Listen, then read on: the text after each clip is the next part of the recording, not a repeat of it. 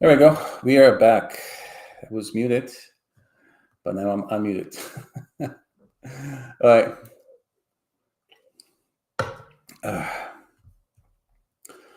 So let's start with the issue from yesterday, the debugger issue that came up.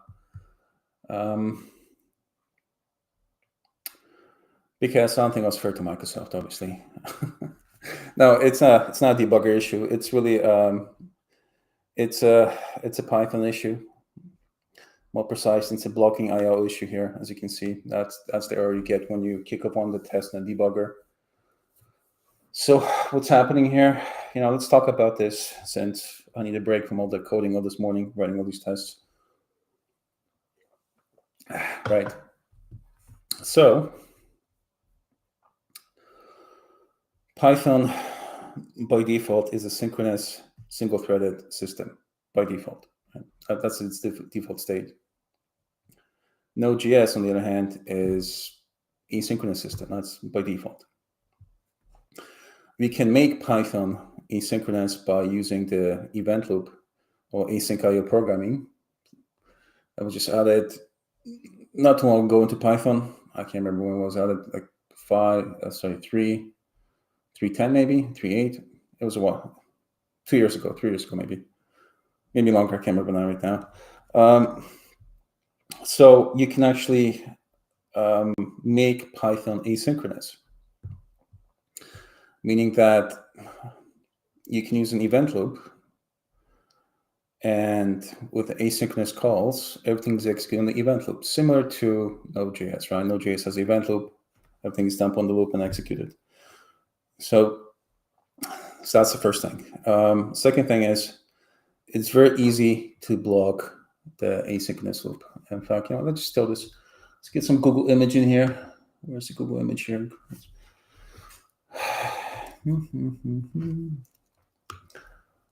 Async. Let me drag my tab over here. There we go. We got a nice visual. There's so many images that we can pull from Google Images, but this is the asynchronous IO loop. Okay, so there's the event loop, and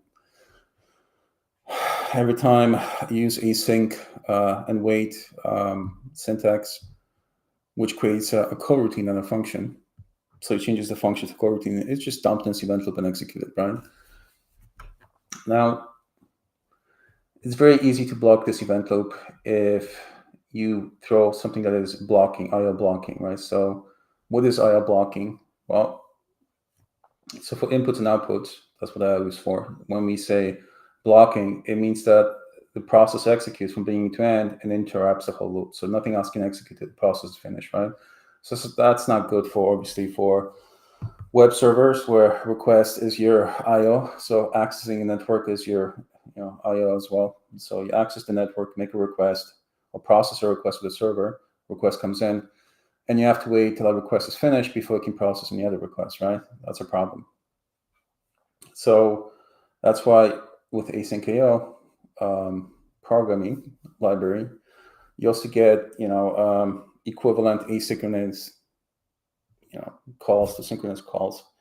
So there's a sync request and there's async request, right? You can make, so async request will start their request processing, but then if it has to wait for the data to come in, it will do something else. It will allow the server to switch between different coroutines, different functions. So that's all good, right? That's all beautiful. Now, sometimes we make mistakes, right, as developers. So it's very easy for us to make mistakes. So if I kick off, just randomly just create a Python file here just to show what kind of mistakes we can make. Oh boy. So let me save this as a Python so we can get the syntax coloring. We'll just delete it after. This is our test. Now this is my rant.py. We're going to be ranting. All right. Let me just kill this. There we go.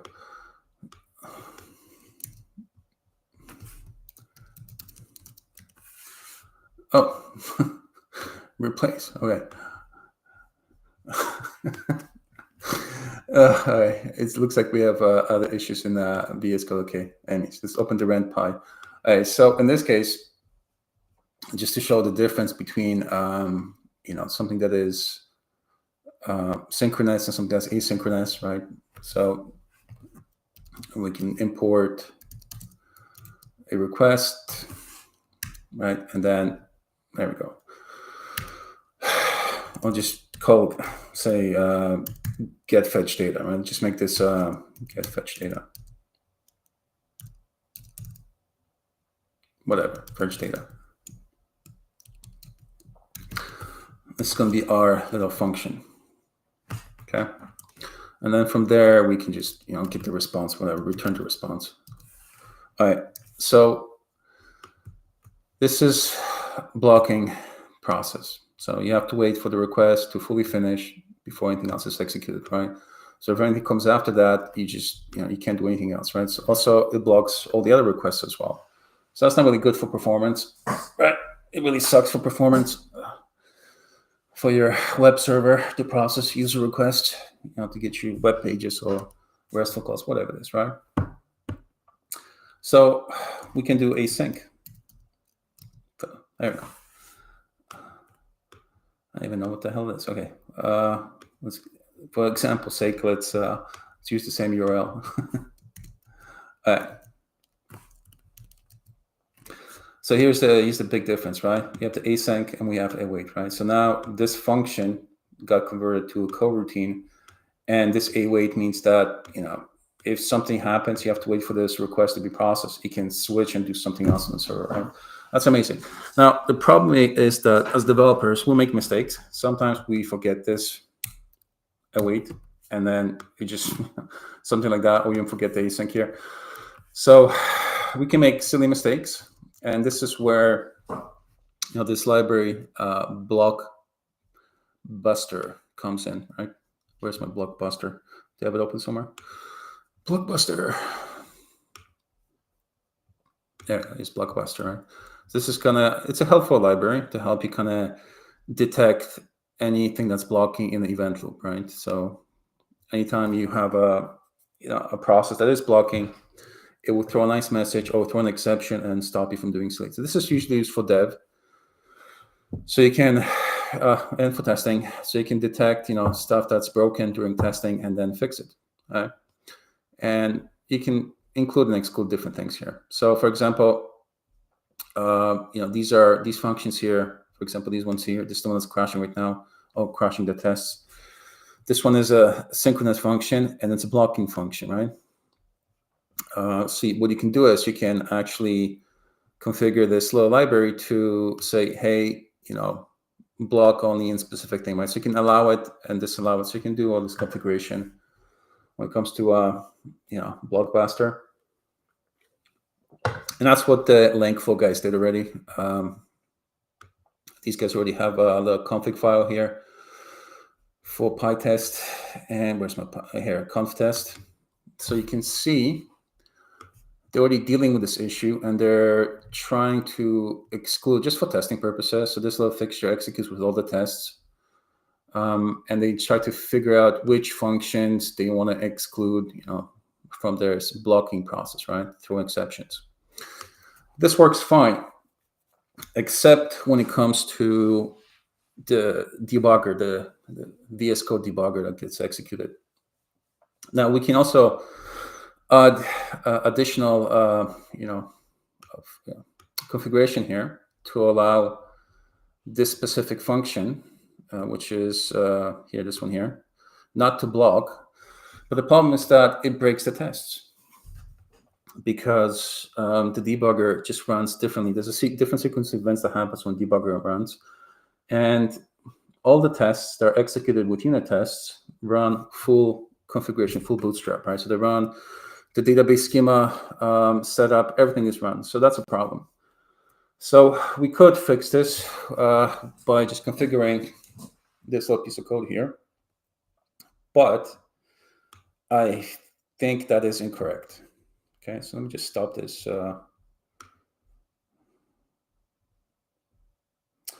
skip.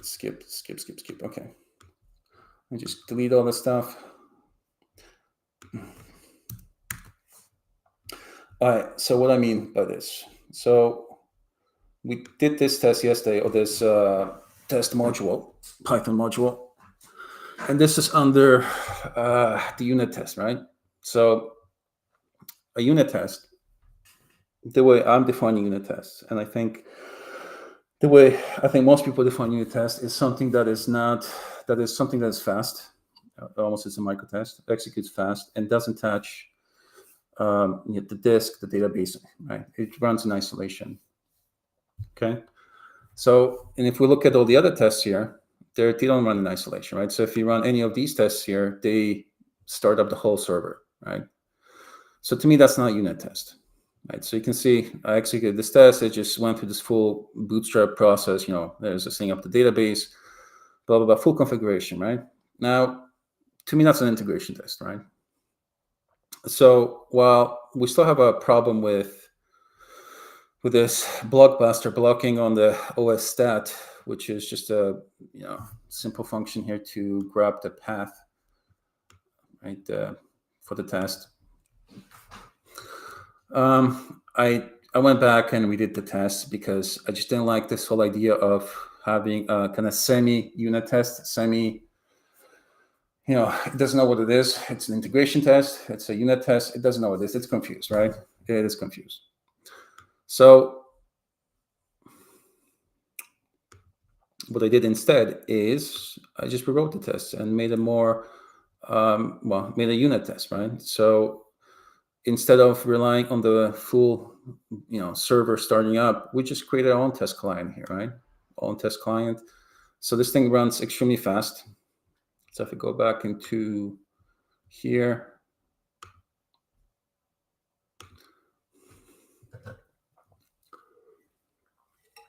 there we go, right? It's a fraction of a second.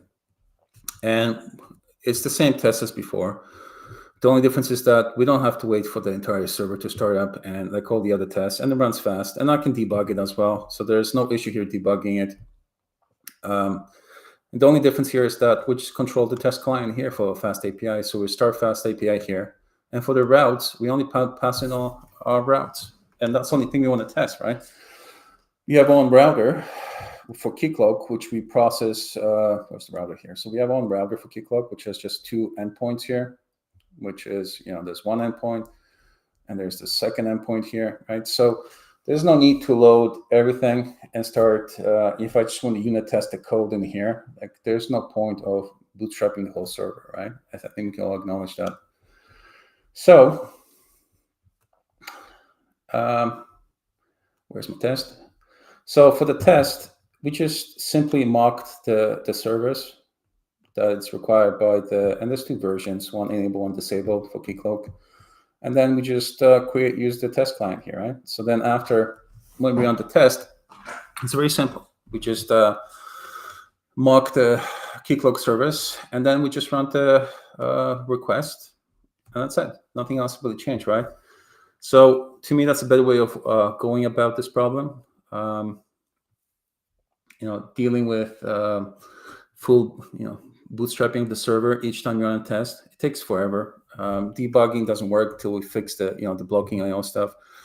And here it's much easier to test. Also, it's a unit test, right? You need to also just unit test your code. Your system under test is the route, the router here, and then just test that, right? There's no need to test everything else. Right? Anyways, also the debug works, and I use the debug to actually fix my my caching test here. Excuse me. So if I run this in a debug right now,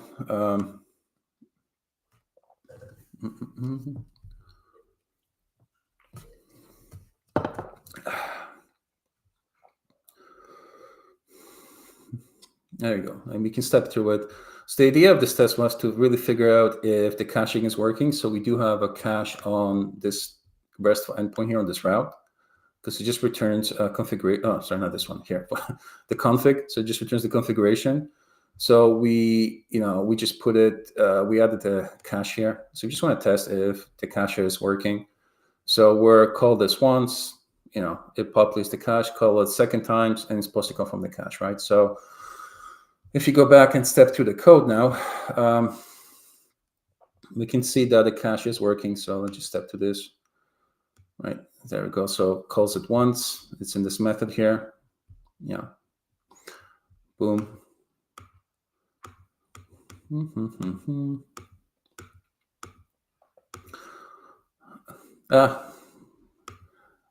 And then we can verify that the cache is, so it's 1. So we have the cache now. We can inspect the cache.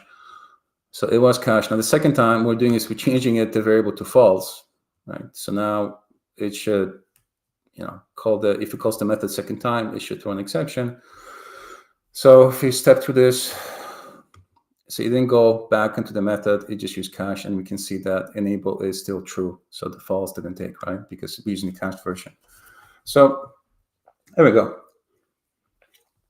Anyway, so to me, that's much better than what was there before. In dealing with all these async issues with the debugger, it just takes too long to deal with. Also, we'll probably get to those issues once we do integration tests, because right now, these are just unit tests. Now, I just finished the other tests quickly, the service. So the Keycloak service here, started making it pretty, adding comments here as well. Anyway, so the same idea here. We want these things to run extremely fast. They're supposed to be unit tests, and we're just testing the service. So the SUT, the system under test, is the Keycloak service. And anyway, so same idea here. So we did that. Oh, I did that. Same thing for utilities as well. System under test here is the utilities function. So a few mocks here to be able to return the right tokens here, right data. Also roles here that are required for super user, the admin role. So did all that. It's all running beautifully. The best type of test. Let me add. So for everything I'm doing here, I'm always adding full types.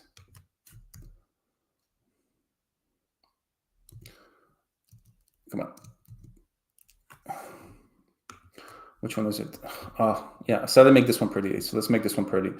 So again, I like to have type safety everywhere I can. So, I always add types to everything I do, if I don't forget.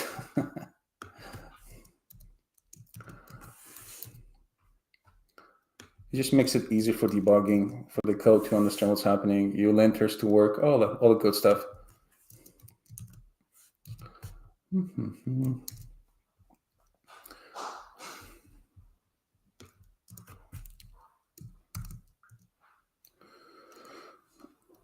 Come on, code complete. Work with me here.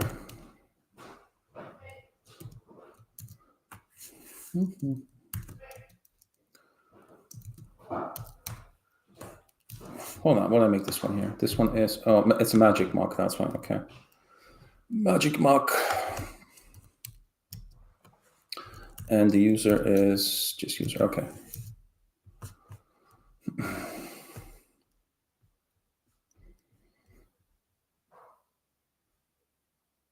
Oh no, did I just refactor this? No, I refactored this one here. So yeah, so this way, this one, I'm actually not using all that stuff. Okay. Right, let's clean this up from the top. Actually, let me see. So I finished cleaning this one up. This one is all good. Yeah, I have comments here. Okay, just to make sure that before we move on, we'll clean up after ourselves. So that one's good. Cool. All right, so the linter is happy for this one. I just started to clean this up. All right, for this one here, I use with patch. So anyway, so let's get rid of this. All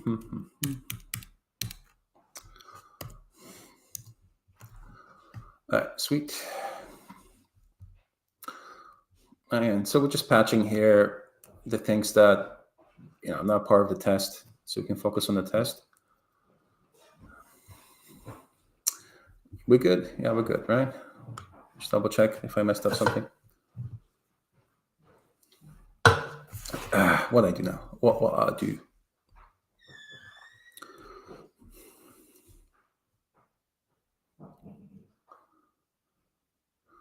Keycloak service. Right. So one thing I want to do also is I like to give names to these things here, as always, to fixtures. So should have done that originally. So for myself, I just have a little standard here, so I can be more explicit. So then when I'm looking to code, it's much easier. So linter is going to complain if you're using the name of a variable and the function. So I always like to have the names different from the functions, so I can then inject the name here. So going back here, mock. So I can just do this. So I know it's a fixture, right? It's just a quick visual way to understand what the hell is happening when you look at the code. If there's so much code, anyways, let me do that.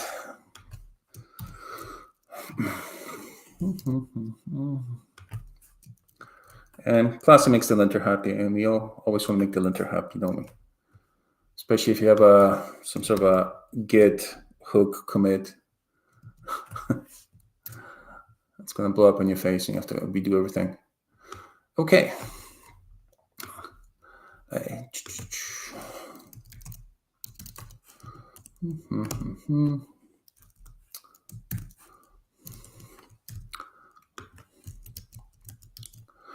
Yeah, it's more verbose, as you can see, but I understand it's a fixture, so it's not like all this magic is happening. Where's this coming from? It's injected by the fixture, so we know, right? So then it's less of an issue here. So here, fixture,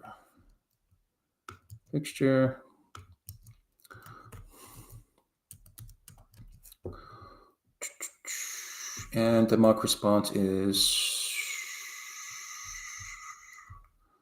fixture as well. All right, we're good now.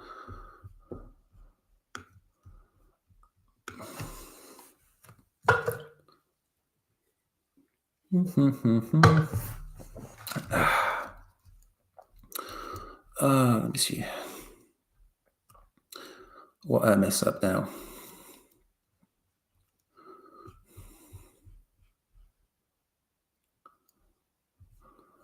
Okay, yeah, this one here. I should probably do a global replace. That might be easier than making all these mistakes. And here as well. And it's just a personal preference. So when I write the code, I usually do it one way. Then I go back and refactor it, rejig it, work with it multiple times. There it goes, good. All right, let's move on. Let me just double check this test since it was a few hours ago I wrote it. Now it's out of my head. Yeah, we're patching. Get by username, update user, sure, create user tokens. And we're just going to return these tokens. Yeah, okay, cool. And really what we're going after is this part, right? So we want to know if the set cookie was set. So if you go back to the method there, to here, so here, we just want to make sure that this is set. This is the most important part. Well, also besides the tokens being returned, setting the cookie that's the secure cookie with a refresh token for Keycloak is what we care about.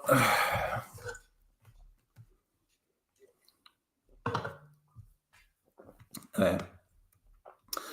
Moving on to the next test. I'll just clean this up a bit so I can see things better.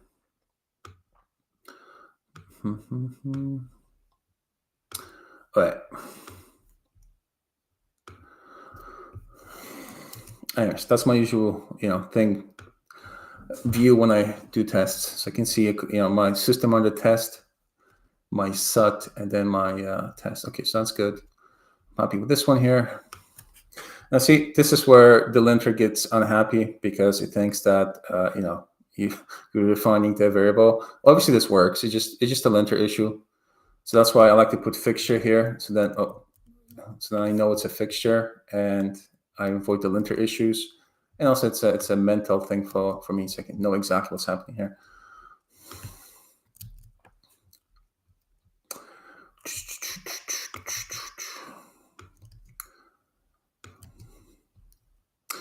All right.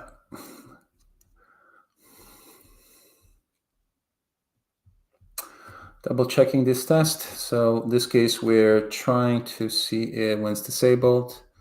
So scrolling up, so we're testing here, first method here, and I'm looking for this thing here. to be executed. So when you start executing the Keycloak login, and if it's disabled, you don't throw an exception. Again, it's just verifying that our code is doing what it's supposed to be doing. So not really business rules, acceptance testing, just simple unit test. Okay, moving on.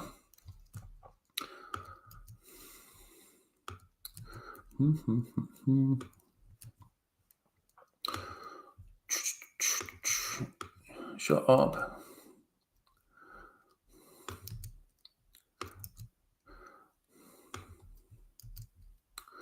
All right.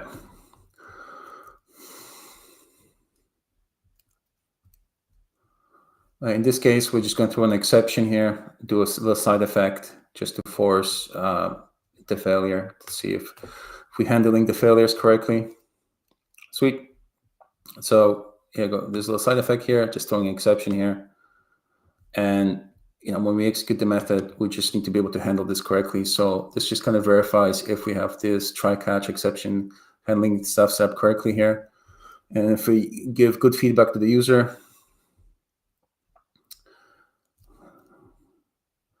I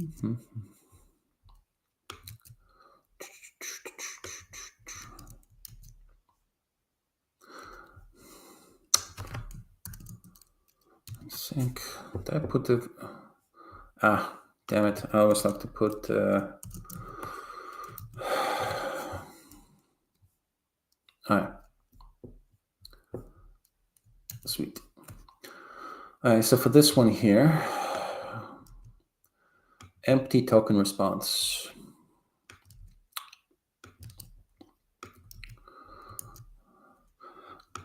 So this is going to be the last unit tests I'm doing for whatchamacallit, for Python. I'm just going to then get into React tests. I don't feel like doing integration tests right now for Python. It was just too painful, too painful. All right, a few more tests. I just always like to clean this up. Once I'm done, I have my tests ready to go. I'm confident in my test. All the fiddling has been done. Documentation has been done. So software development's iterative process. I mean, truly, you write something, you rewrite it, refactor it, rewrite it more, and then continue rewriting. So that's how it is.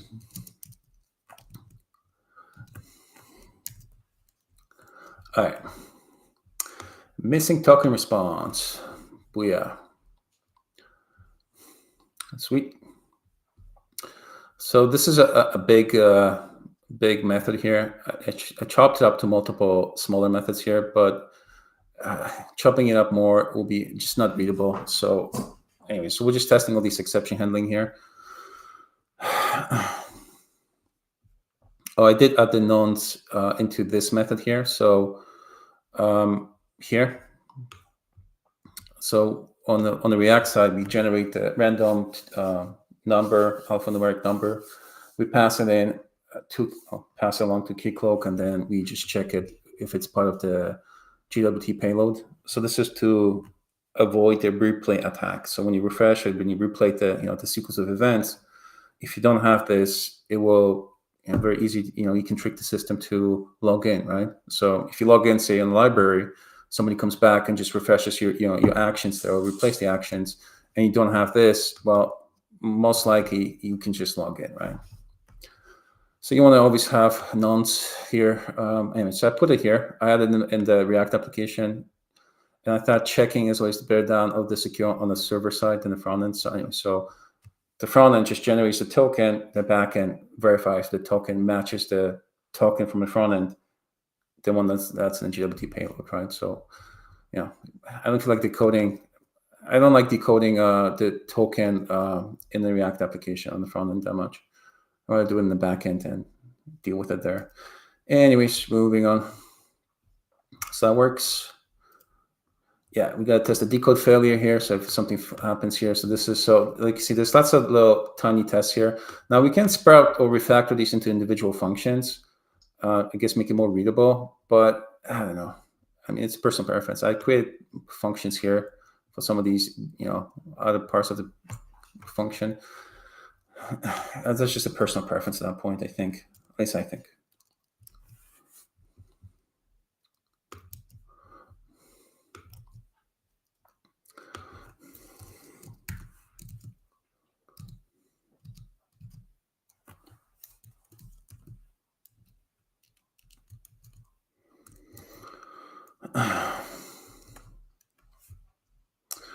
Yep, same idea here. Just creating a little side effect here to trigger the exception here to see if we get into the the accept block, and just test that. What happened here? What happened?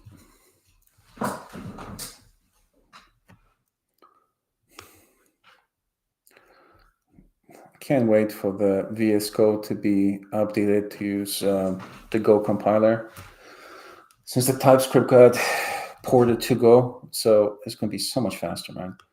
Why are you complaining? Unexpected indentation? Yeah, you're right. It is unexpected.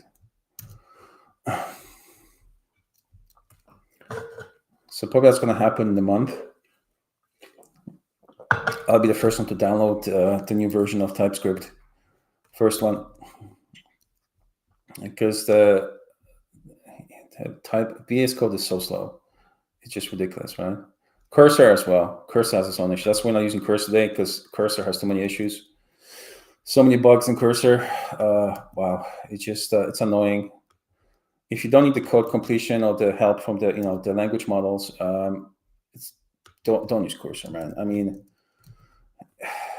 it's surprising how bad the software is, Cursor. Right? It just there's so many bugs in there. Like, I like what the guys did, man, but at the end of the day, it just has to be functional. If I have to battle with the IDE just to get the work done, it's just ridiculous, right? So we have way less issues in VS Code. Way less issues.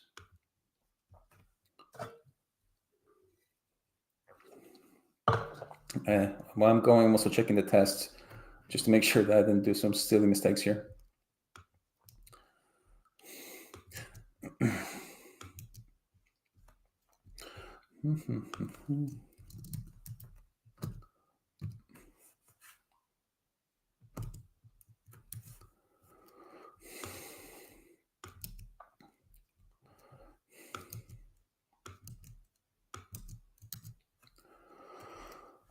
This one is again, I suppose it's obvious here. So looking at the token here, we decoding the token, and trying to figure out if there's an issue here with the token.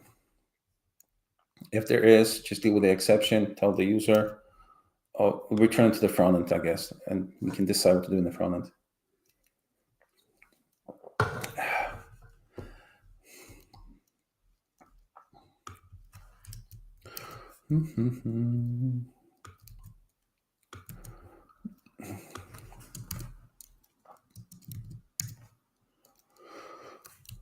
Come on.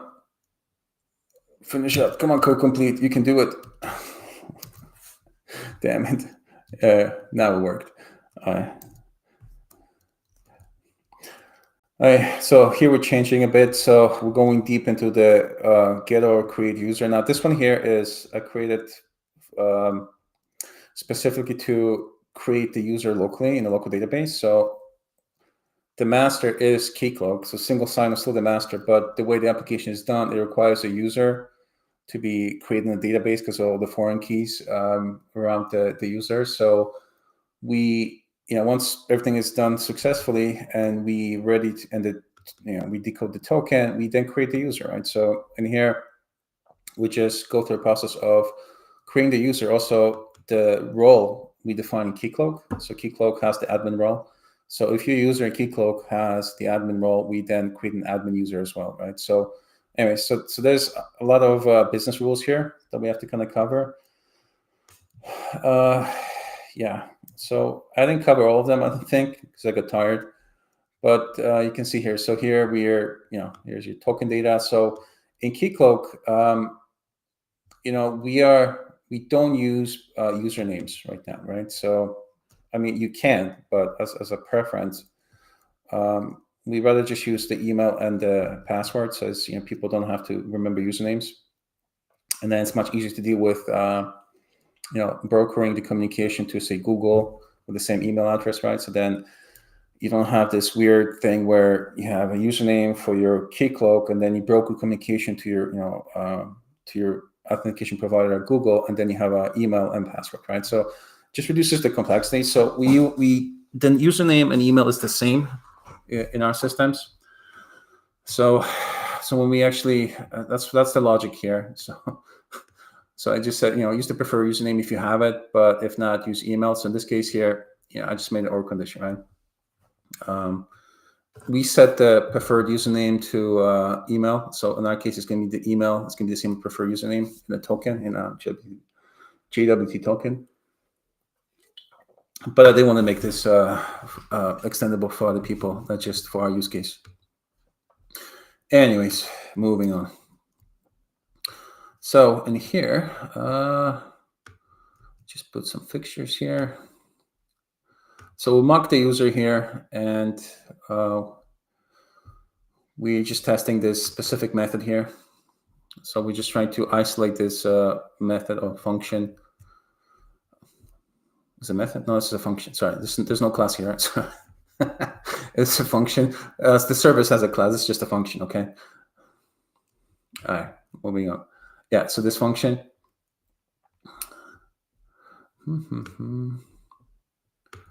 So we just mock the database, and we mock the service, so we can isolate and test it specifically in isolation.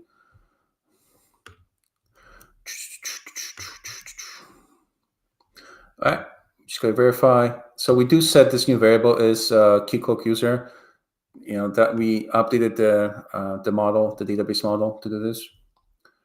Which just reminds me, I might have to freaking test that as well. Damn it, unit test it. I don't want to, but I might have to go back and write unit tests for the new model that we created. We just added is Keycloak user just to make sure, so we can filter by users that are coming from Keycloak in the GUI. That's really was the purpose of it. Is just gives us another variable, a flag to deal with. All right, we're good. All right.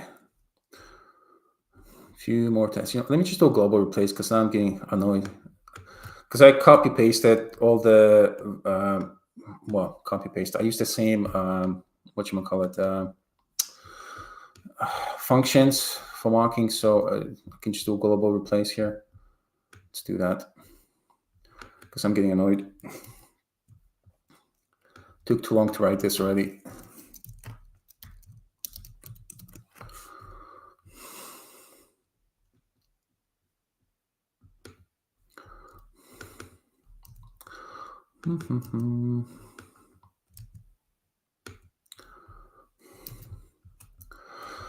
Okay.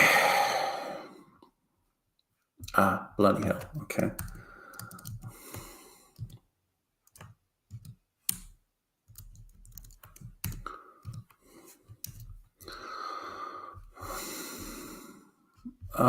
Crap.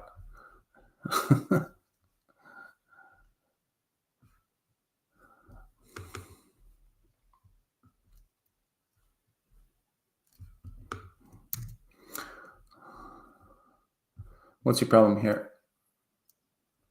No, it's not. Oh, did I change the names? Mental note, do a better job with search and replace. Damn it.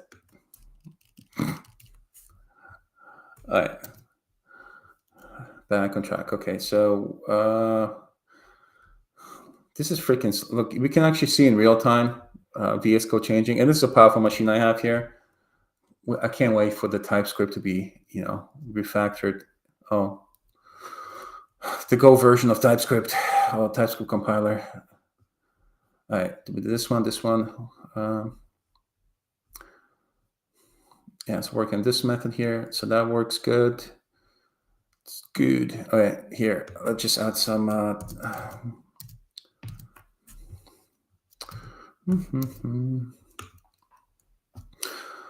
Right, double check this test. So in this case, again, we're just testing if the get create user is working as as it should, and just catching those exceptions there.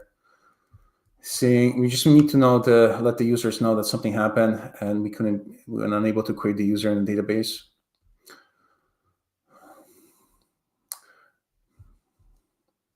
Right, creating brand new user. This is our actual happy path test here. We start with this one.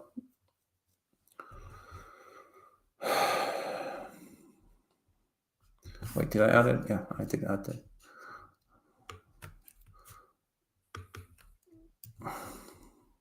Crap.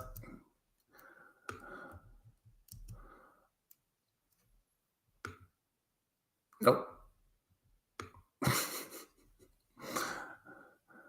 Replace. All right.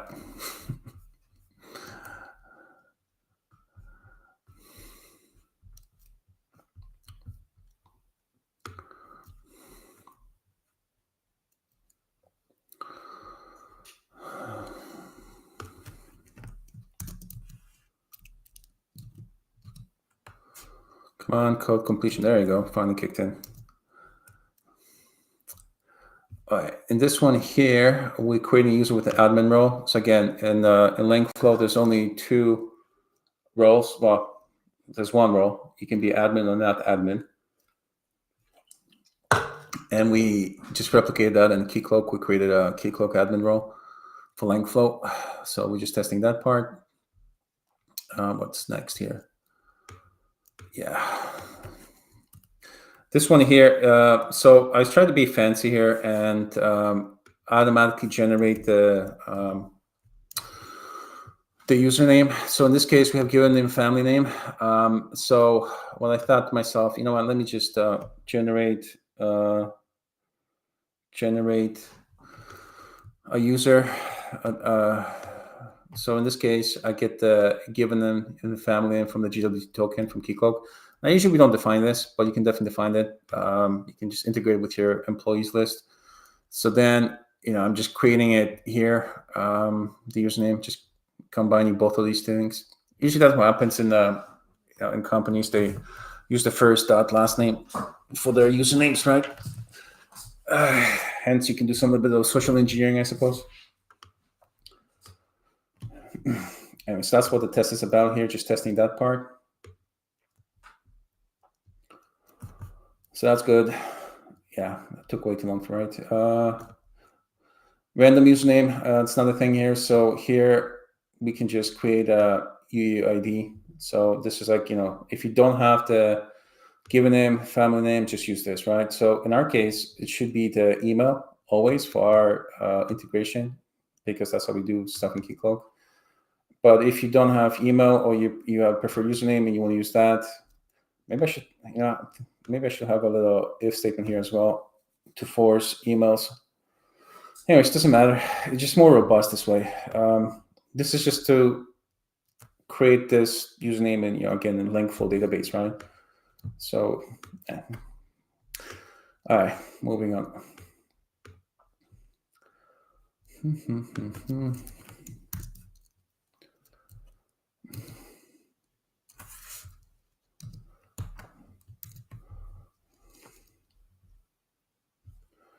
What's your problem?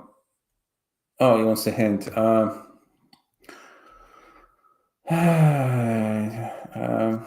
like to make the linters happy because I'm a linter pleaser, but I don't care in this case. Let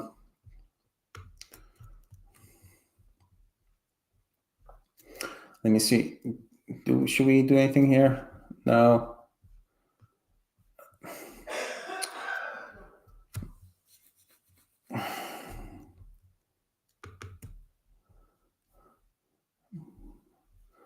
There's my token here. Crap. You know what? Let's disable. Not disable one thing. Let's just add a little thingy here to exclude this from the linter. You know what? Let's use Super Maven. Let's see what Super Maven comes up with here. Come on, Super Maven, finish this thing for me. Kicked off ChatGPT. Oh, come on. Whatever.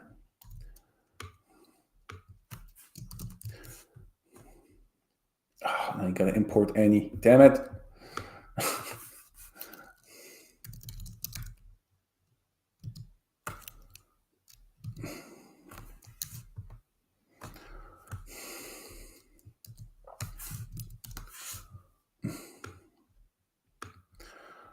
All right, fine.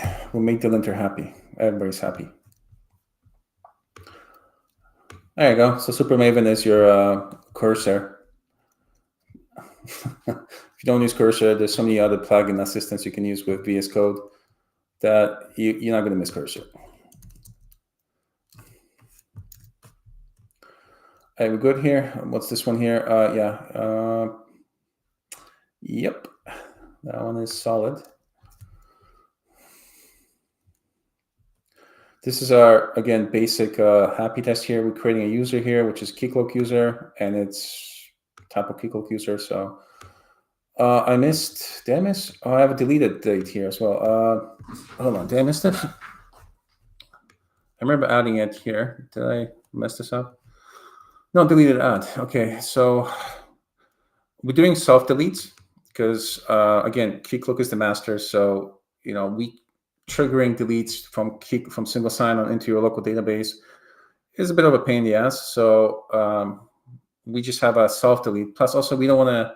Usually, what happens in organization, you want to preserve anything that employees did or users did, even if they're gone. So you don't want to delete it, for audit trail things like that. So I just added a self delete here. Again, this is more of a way to deal with preserving stuff the users did and having an audit trail, right? Anyway, so let me see. I want to add a deleted here as well. Deleted false. Oh, wait, I made it conditional. Oh, let me just double check. It's been a while since yeah. Okay, so it's okay. So it can be known. Okay, cool. So I don't care. Okay. Coming back to me, right? So sweet. Let's run this again. So this is our, again, happy path here. You log in, first time logging in, creating the user, and then you move on.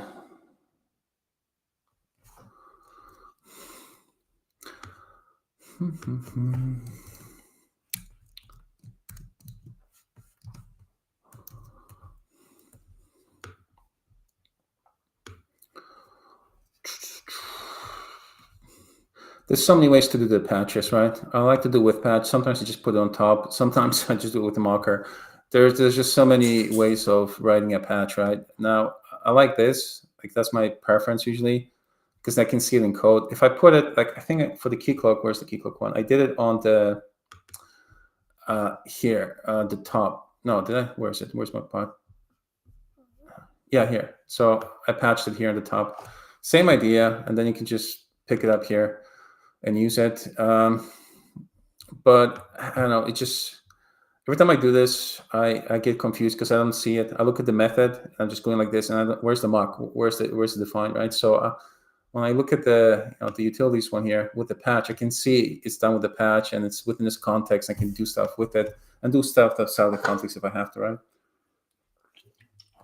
That's why for this one, I just went with patch for all of these things here, with patch, because I'm abusing it, obviously, but it just feels a bit better. It makes me feel good inside. I get the feels. Okay, creating new user here.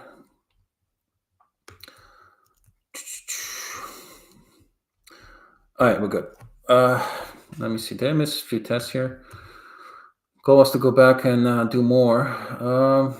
I don't feel like doing any more. You know what? Let's call this done for now. At least we have some test coverage. Let's jump on Playwright. Let's do some reactive, because we gotta finish this today. And I always want to have some tests when I push the code or when I build the containers or the images, whatever. Okay, so let's close all this and start the React journey. So how are we going to do this? So I'm using the Playwright plugin, same as the whatever, the Python test plugin. But I don't like doing it here. I like to do it in the UI. So, plus I want to record some tests. I don't want to write this test. So let's use a recorder. So we need to test really. Yeah, let me start the servers. Let me see what we're going to test, because we don't want to test everything. I'm just going to test the login page. And let's go to terminal. Let's just kick off the application here.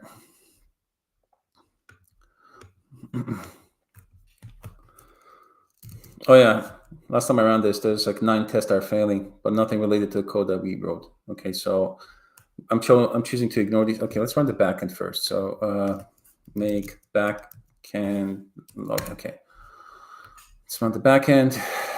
See if it's still good after all the refactoring we did with the tests.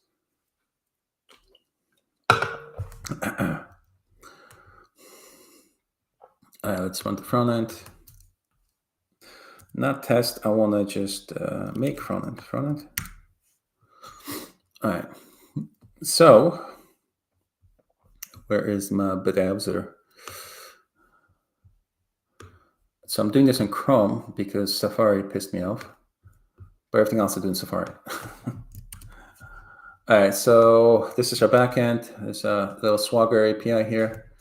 We have our Keycloak here. These are the 2 routes that we added. We tested them, or at least unit tested most of it here. Okay, LangFlow, here you go. So when we start with Keycloak or single sign-on enabled, so I made it so I removed the login page, so it's not available. So what we do is we gotta write a test that goes to the login page, clicks this button, and then we might have a problem because this is not going to be available on the server, right? So then it goes to the process here, logs in with your Google credentials. Bob's Yanko here. Okay, so we got to test that workflow somehow. And then the other thing we want to test is this admin page where we just change, remove the new user, and you can't edit or delete the Keycloak user. So I just logged in right now, right? Last updated just now. Deleted now. So this is not clickable. This one is clickable, right? So you can edit this, delete this, and you can also edit from here as well. Okay, so we don't allow editing of the, obviously, Keycloak user single sign-on. So pretty much we need 2 types of tests, one for the login flow and one for the admin page. Now the login flow is more complicated. So, but then we do want to test the login flow first because you want to log in and then go to the admin page. So you want to test the login flow first. All right, I got to figure out how to do that. Looking at the messages coming in.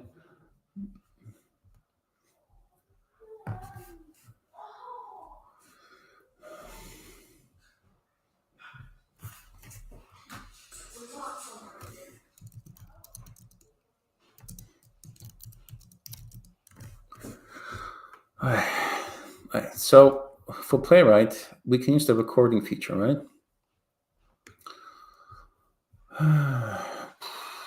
So where are we going to put the test, first of all? Are these unit tests?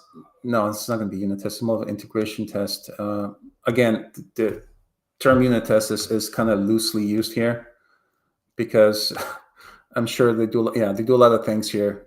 So unit test UI is these are not unit tests. Okay, just be frank. These are not unit tests. These are all integration tests. All right. So where are we going to put this? Is there a login page somewhere here? Let me look at these tests here. talking about regression, integration features. Because I'll put in the same place where they have the login page. So, all right, so there's one here, auto login. So I can put it in this section. So in this case, they log in with auto login and with the default LangFlow user, which we disabling for the product release, obviously. Just make sure you do that. And what else do we have in here? So, okay, so this looks like in the features section. What about integration? Is there a login page somewhere here? Nope, I don't see it here. So we're not going to put in the integration and the regression. Don't know why we have a regression folder here. Oh, for bugs, I guess. Okay, cool. Okay, for unit tests, I don't see. Okay, so it looks like just create tests in the feature section. All right, let's do that.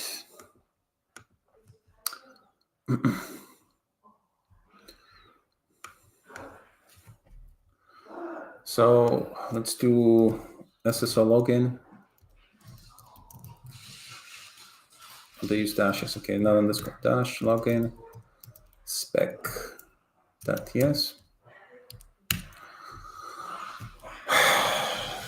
All right, so there's a bit of a problem when it comes to the login because we are going to the Keycloak login page.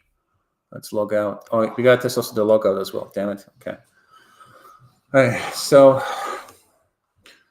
when I click this, I get the login page. Now, this login page only exists because of the properties we provided for our client, for our login Keycloak server. So we won't have that. That's a bit of a problem because I can't force it to go to the callback without this, right? I need to create the GWT token. So you know what? I'm going to assume this exists for now so we can write a test and then we can, I don't know, comment out the test if you just when we're pushing it. So this would be like for, I guess, our local testing, I suppose, at least something. Anyways, let's start there. Let's see what that leads. It's just, yeah, let's start with that. All right. So let's see if we can record a test first, because I don't feel like writing a test. Okay, where's my plugin? How do we do this? I forget now.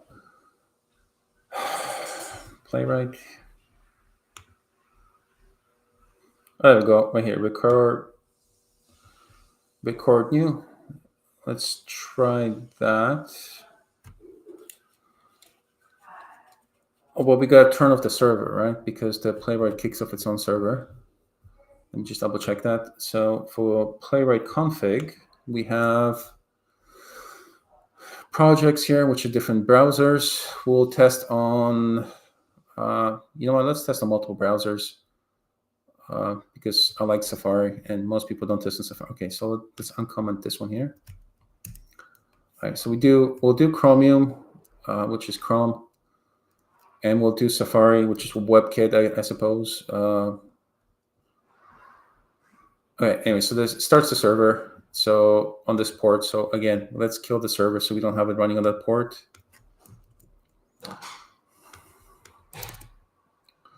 All right, sweet. So now let's see if we can record the test. Do we need a skeleton first here?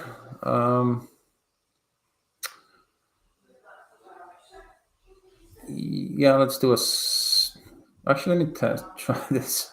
Record without a skeleton code here. So anyway, so now we can see Chromium, Safari here. So you picked up so you have two of them, right? Anyway, so I'll do Chromium first, and then we'll come back and do Safari after. I'll just record the test here, but then I'll go back to the UI. Okay, so record new. All right, there we go. Kicked it off, and we're in recording.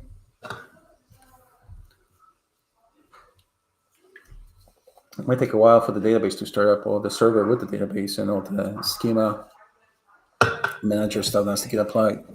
to the database. SQLite, but it still takes time. What's happening?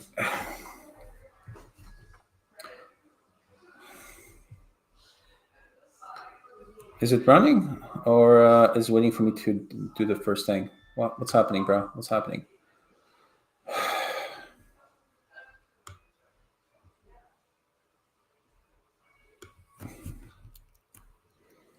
Do we have to go to the page first?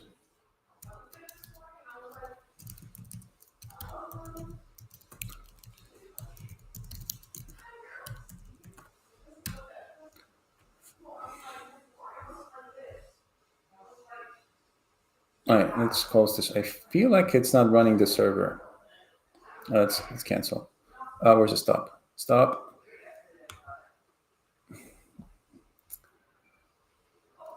All right, let me just double check this.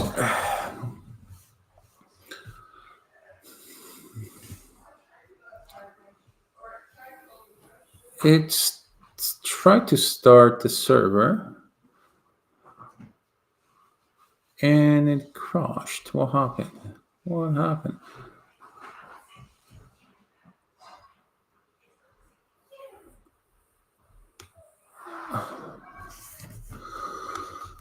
First thing I just remember, we got to add one more property here. Keycloak enabled, we going to run it with true. And where else? Let me look at all the other properties. So we want to simulate the same behavior we just had. So here, so where else do I want? Yeah, you know what? Let me just dump all these properties here. And let's do debug as well, so we can get some debug feedback here. So the idea here is when this thing starts, it will apply these properties here to the backend, because it doesn't look like it's reading the env file, is it? No, it's not. Okay. All right. Shut up. This thing wants me to make this a JSON object, I suppose.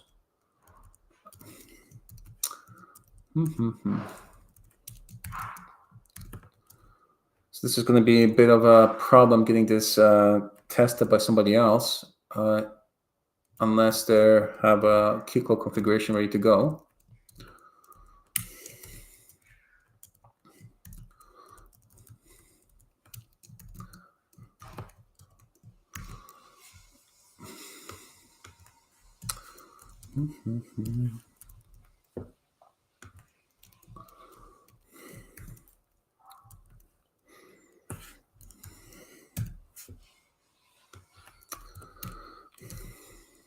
All right.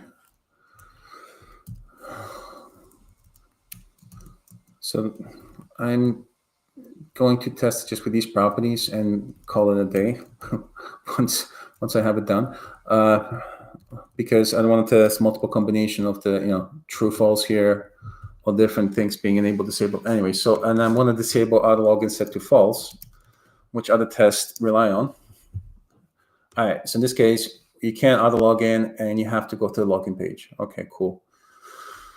All right, so that is that. Now let me see if it actually starts the server when I do record, man, because this is a bit silly. Do I need to start my own server here? Let's go back to, it went to this page now. All right, let's record again. This just went crazy with code completion. Let me double check. I'll just have a peek at the other tests. Oh, I also start recording a different test. I want to record in this test, bro. What's happening here? Record the cursor. Okay, record the cursor. Okay, so let's do this. All right. So I'm gonna basically just grab, where's the auto login one here? Auto here. I'll use this as an example. I'll just get going. Let's just grab this. And I'll just record at the cursor. Let me just delete all of this stuff. Well, most of the stuff I don't care for right now. Go away. It's all.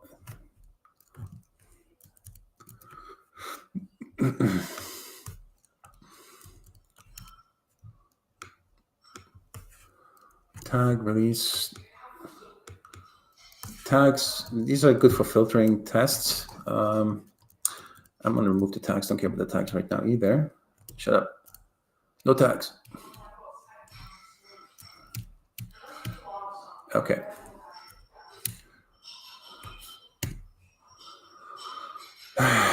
Yeah. What else do we need?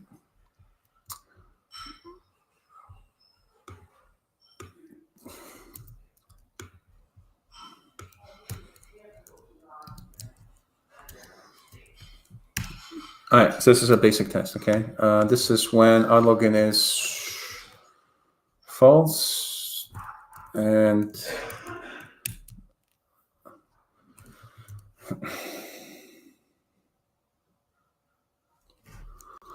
when our login is false, I'm just going to change this when SSO, when Keycloak is enabled.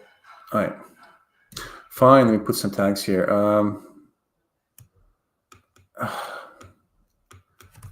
Okay, I'm just going to delete these tags because they're not relevant to me right now. All right, so this is our starting point. Now, what I want to do is kill this test. Don't know why I kicked it off there. Weird. And I want to start recording from here. Now, I do want this to go to, the page route here. No, we want it to go here. So that's a starting point. Now, let me see if I can record from this point. Where's my Playwright? Record at the cursor. No, that's not it. I want to record from here. Can I record from here? Does anybody know? Because I don't remember right now. Can I just record from this point? Oh, bloody hell. Okay. Well, if you have to write it, we'll just write it.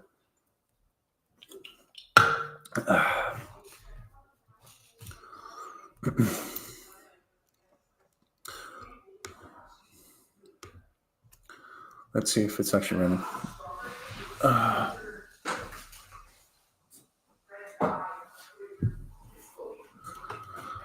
Right. So when you run it, it kicks off the Playwright config. It starts the server for us. It should also start. Oh, there you go. Where's the? There we go.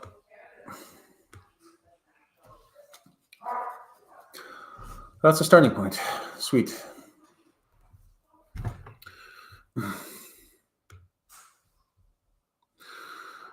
So go here.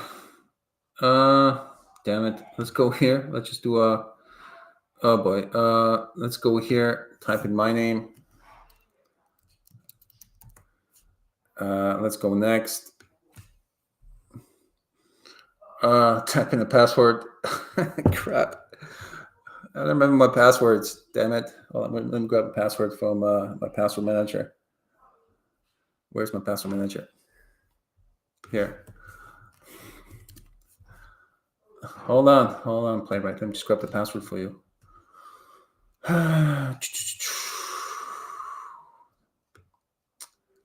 Where is my password?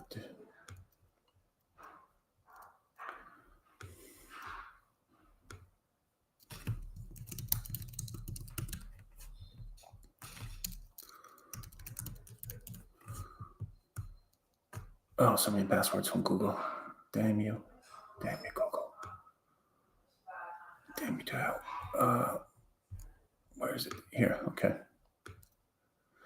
All right, let's copy the password here.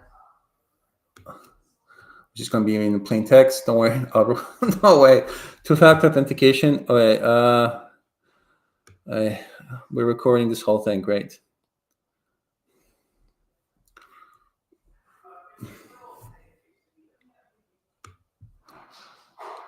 Uh, 1644019. Yeah, I can see this. This test is going to be extremely brittle.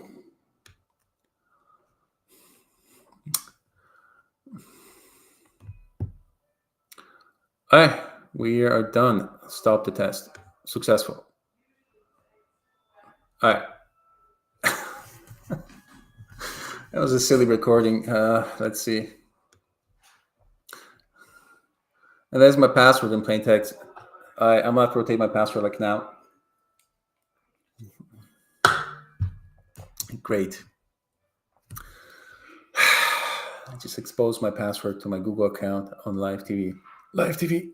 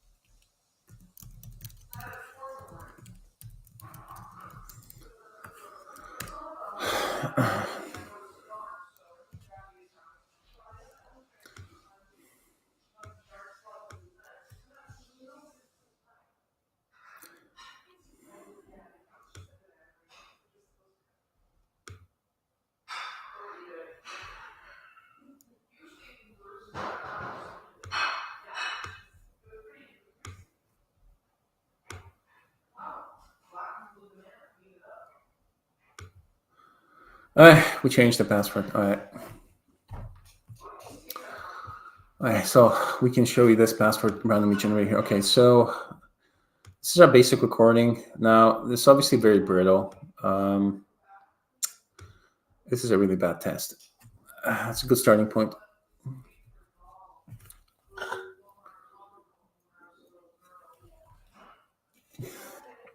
How can we test this? Can we have a mock Keycloak or mock single sign-on? Or we just this be like one of our private tests that we submit, but we just use it for personal testing. Just have it as part of the test cases, but exclude it from running. We can skip the test when it comes to running all the tests. Put a skip tag, whatever. I think it's skip tag.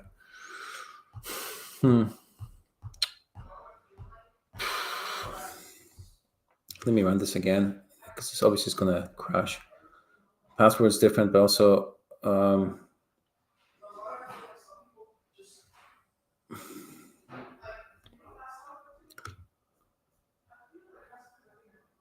yeah, password has changed. There we go. Right. Boy. Yeah, that's a complicated test, right? Let's see. What can we do here? It's just going to time out.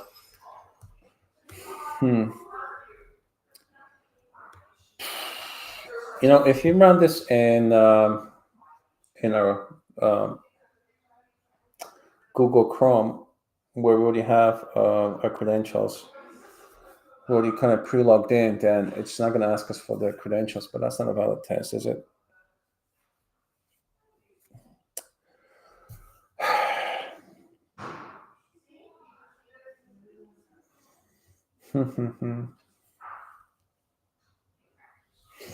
Definitely the two-factor authentication here obviously doesn't make sense either.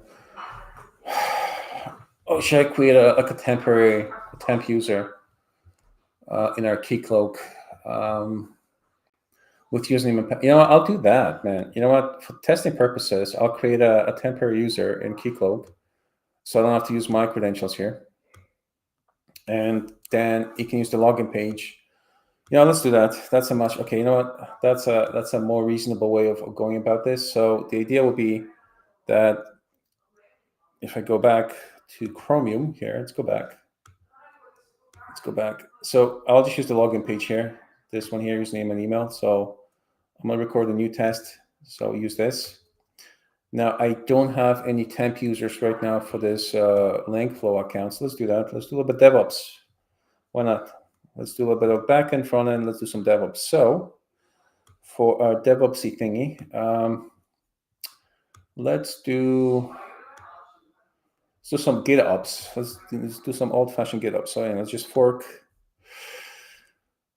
Let's create a dev branch for ourselves for Terraform to be applied. So we're going to use Terraform to create a user, Keycloak user.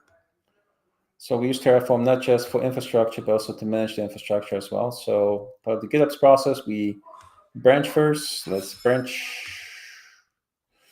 All right, we have a dev branch. Let's go do some deving here. So in our LangFlow client here, what I'm going to do is I'm going to add temporary user with temp credentials that probably time out. Let me do one without timing out first, and then we do one that expires after. Okay, so what we're going to do here, let me think. I want to create two users, one admin, one not admin. And I want to create two users with known email addresses, so I can also use it for assertion. Did I already do it somewhere? I don't want to type this in. Let me see if we'll up chat. Do we do it here? Yeah, I can read some of this code here. Yeah, let's do this. Let's do, what is this? Admin role, admin user. All right, let me just grab these two things so I can basterize them.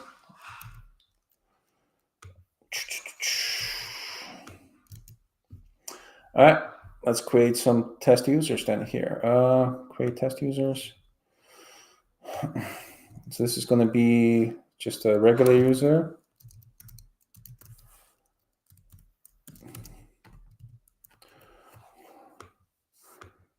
Username, let's call this guy Bob, okay? Bob is the username. Bob is my regular user. What is this? Initial password. Yeah, we have to give it a password. Let me look at the password here. What do I do with the password?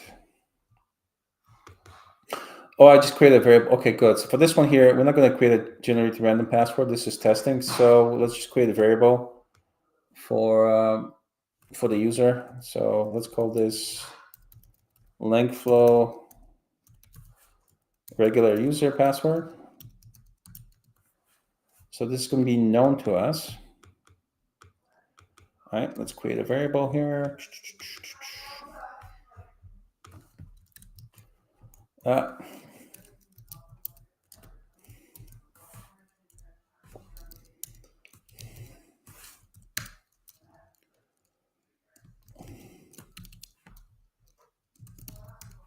Holy crap. All right, sweet. Next thing is we're just going to put that in our TerraGround file. Where's my TerraGround here? Let's put this at the bottom here somewhere.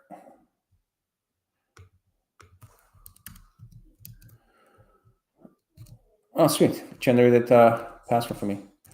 Thanks, cursor. And let's do admin user password here as well. So let's go. All right, I like this code completion here. Let's create another variable.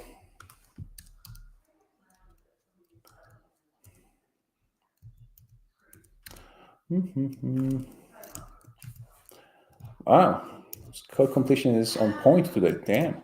All right. So we have two different passwords, one for regular user or for admin user. We set those variables here. Now these are again in plain text, so we're not going to use our password manager for this. We're just going to use it for testing, and then we'll set the properties for this user to kill themselves, unalive themselves quickly. So we'll do that later. Just configure the user first, get the testing going, and then we'll automate the process where we create these users and then we unalive them. Yeah, let's do that. Unalive is such a dirty term, man. I don't know why people use it. Too much TikTok for me. All right, so creating user, Mr. Bob. Bob has a password. Bob has no roles. I don't know why I have a role here. No, Bob has no roles. Bob is role-less. That's a new term I just made up. So this one is Bob admin. So just to know this, Bob admin. This is our super user in LangFlow. And Bob admin has admin password. All right. Go away. And now this specific user, admin. This ID is attached to our admin role, which is, where's my admin role? Here is a super user role. We're going to put it as a part of the role IDs. Offline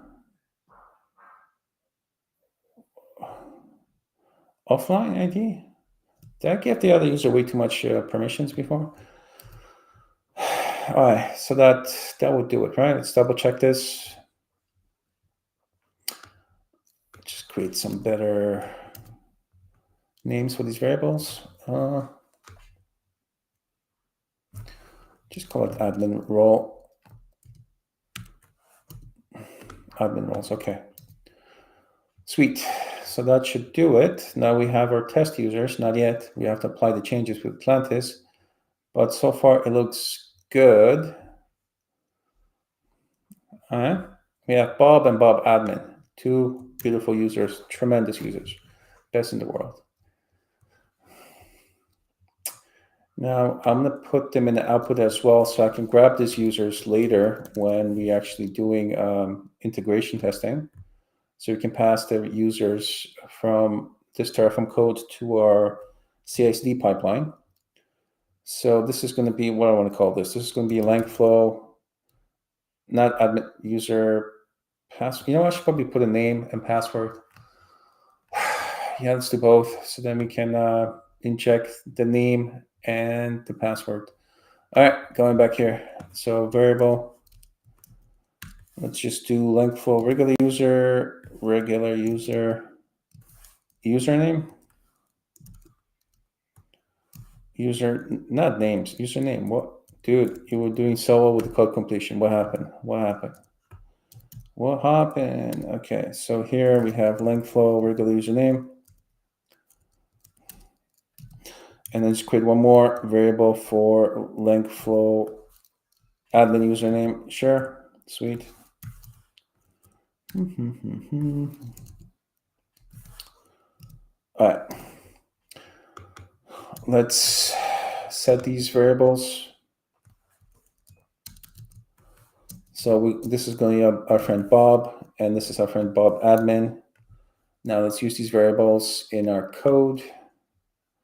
So here, this is our regular user. Here, this is our admin user, and it's fully configurable. So now let's put this into the outputs so we can inject it into our CI/CD pipeline. All right, so admin user password, sure. Let me put a temp or test. I should probably put test in front of them. Admin, so LangFlow test admin user.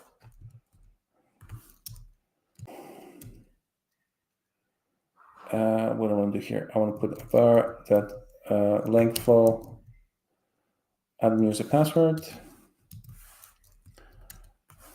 I'll just use the LangFlow test user regular password, sure. And just also output the username.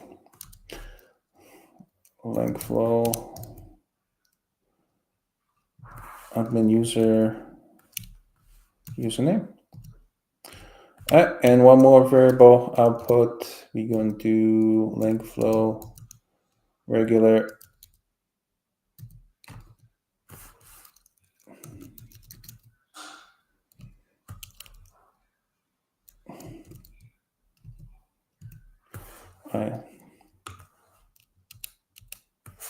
it's going to be test. Oh, I don't. No, don't run the test. Shut up. No, don't run the test. This is going to be test. All right. So that is enough for our LangFlow test user output. Okay, cool.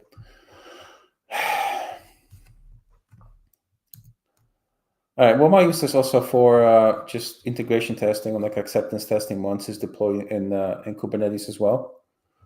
Anyway, so let's just create, let's apply this quickly. Where is my source tree? So I have to write git commands because they're so complicated, right?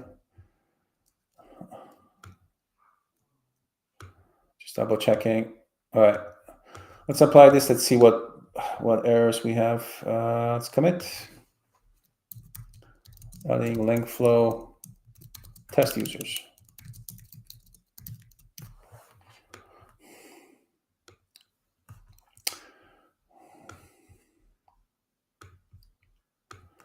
All right, time for pull request. We gotta follow the GitOps process, right? Strict GitOps process. Where's my little window where I had my Bitbucket open? Bitbucket.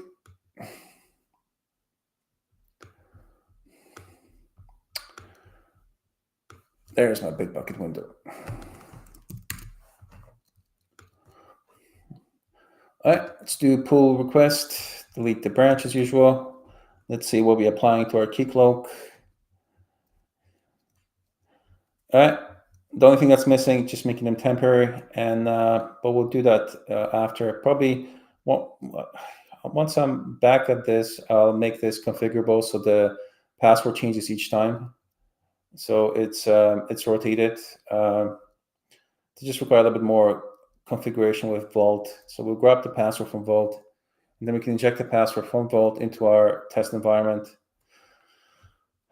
This is just to have this for Playwright React test right now, and we'll make it fancy after. That's usually the process. Make it work, make it better, make it fast, make it fancy. Always iterating. Come on, Atlantis, do your business.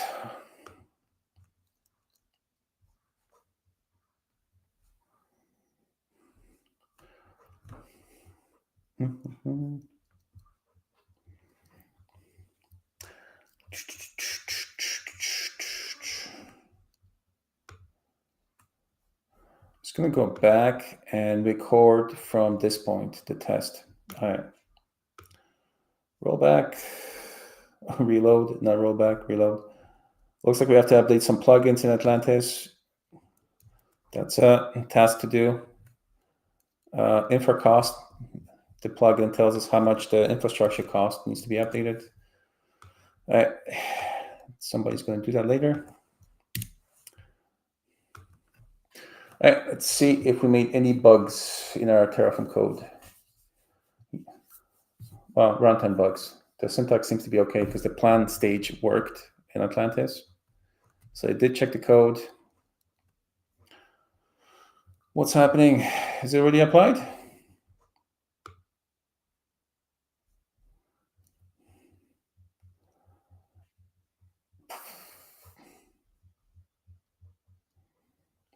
All right.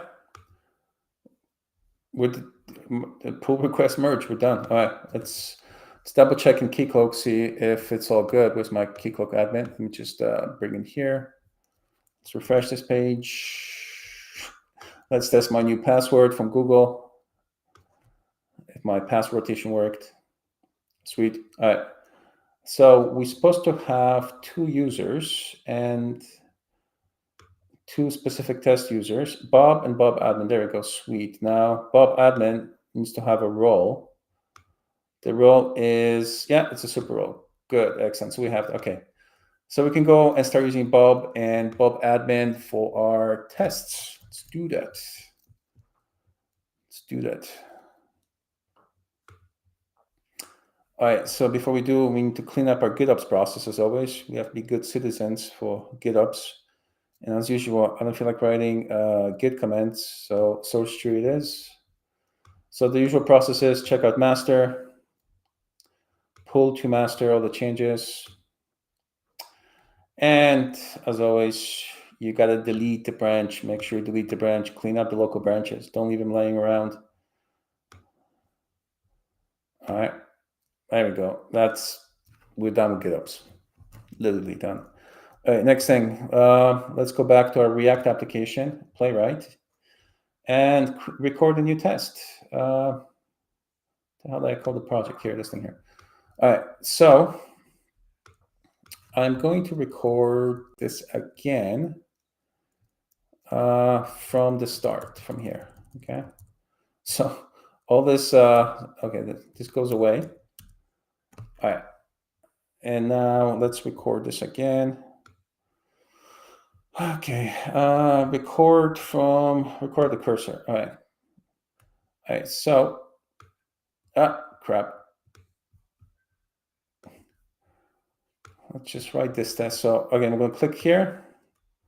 Now we're just going to type in Bob admin. We'll just test the admin first.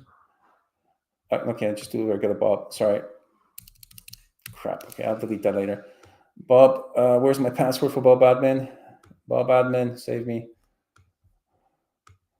Bob admin. Let's move this to the side.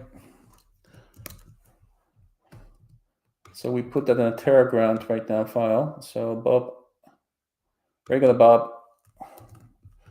Keep going back to our recording. Let's put it here. Sign in. All right, done. All right, sweet. All right.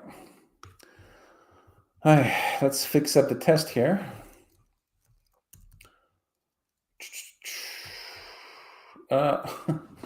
What happened here? Paste. So I'll just move this into our async block here. Let's put this in here. How did this go so badly? Right, so we click and then we fill Bob, and then right after that we fill in the test. Went all over the place. Okay. All right, let's run this.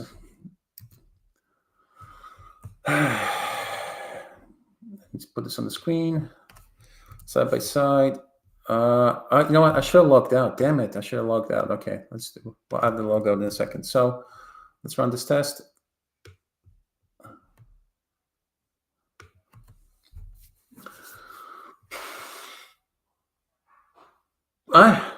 Beautiful. It works. All right, let's make some assertions. Actually, yeah, let's do a recording so I can log out. So I can do a full logout.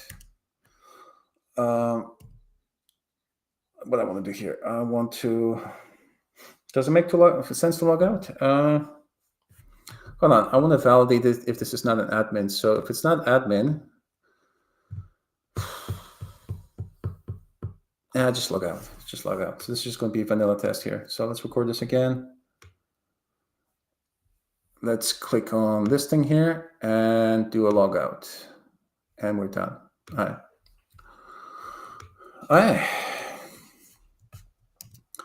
So let's run this again from beginning to end. Oh, snap. What's happening with our Keycloak? It decided to go down at this specific moment. Is the system refreshing? Or do we need to put some little bit of a timer there? Oh, snap. All right, so we're using preemptive nodes in our Kubernetes cluster just to save money. And they go down every day. So we save like 80% in cost. So we don't have to run the cluster 24/7. Let me just see if that's the issue here. Let's refresh this. What's happening? Oh, it might not be happening as I described. So go a single sign-on namespace.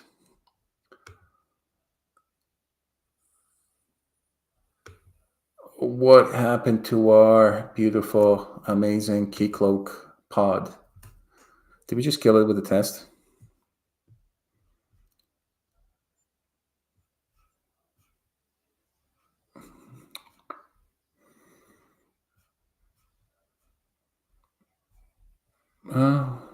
It seems to be working fine. What happened? What happened, bro?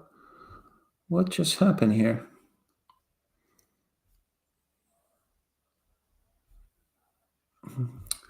Let's look at the details here. Let me see if... No, it wasn't a CPU, anything like that.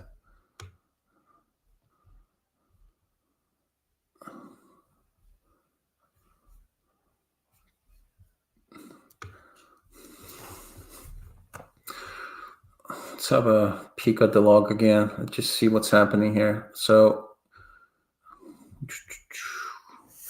We don't want this happening again in our dev cluster. All right, so where's the exception that caused this? Well, okay, here.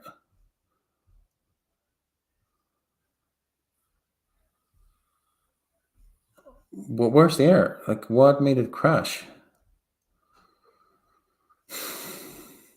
Keycloak, what's wrong with you? So this is the refresh token that we just did. It worked fine, and then it just died. And we have no logs of why it died. And just restarted. Well, that's not good. Well, we're going to keep an eye on this, but we're going to have to maybe increase the logs in here because this should not happen. Never seen this happen before, but if it happened once, it can happen in production. So moving on. This is a really big of a container, so Keycloak is really big. And look at the spike in it requires when it's initialized, right? All right, back in business, I suppose. Okay, so let's run this test.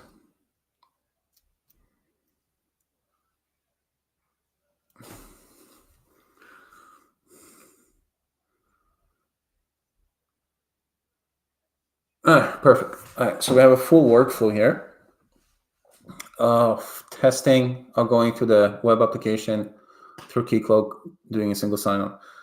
Now we got to make some assertions here just to make sure that we actually have a test here, not just some sort of automation execution of our application, which is nice to have, which we use once in a while. I like using Playwright for these things to do things for me, these recordings. Now in this case, let's see. So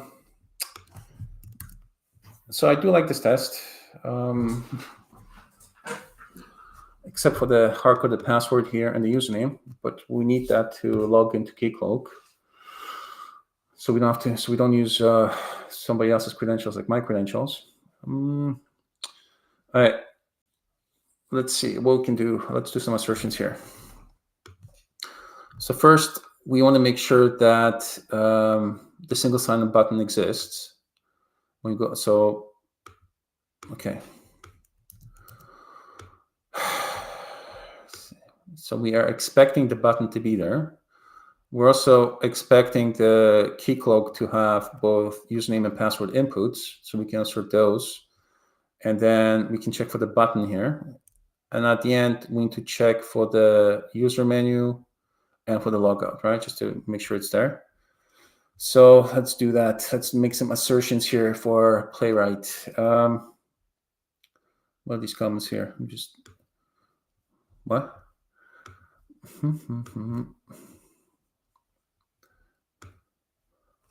Okay, moving on.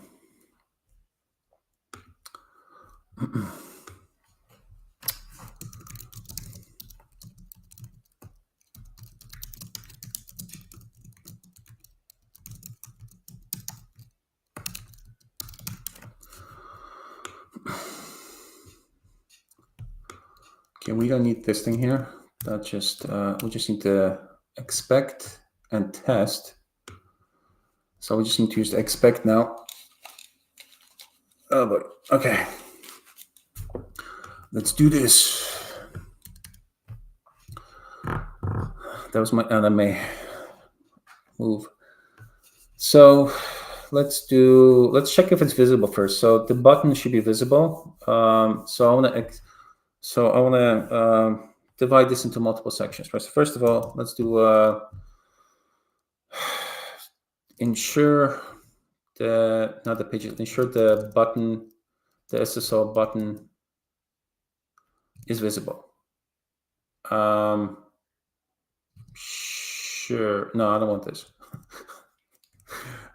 I'm okay with yeah. So you go away.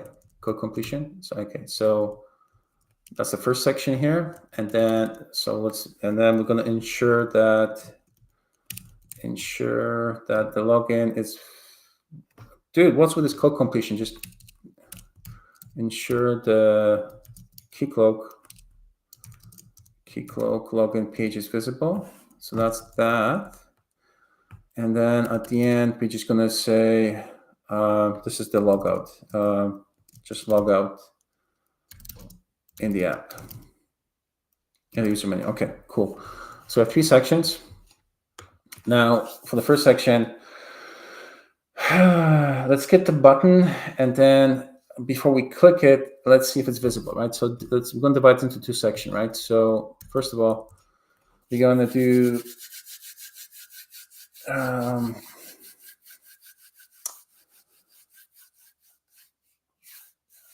yeah, no, hold on, not like this. So this is not a wait. So this is going to be the button. So constant SSO button. Oh wait, we're in the JavaScript world right now, or TypeScript. So let's use camel case, not underscore, not snake case. That was for Python. So it's going to be like that, and then we're going to see if we can do await on the button, right? Await. There we go. That was good code completion. And then once we have that, we can go SSO button clicked. Boom, done. All right.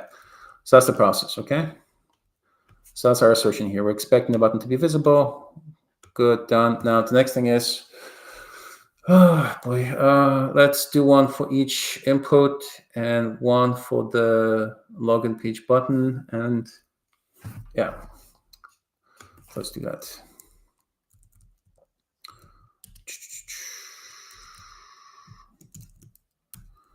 Too many inputs, okay. So this is going to be our constant. This is going to be our username input, username input.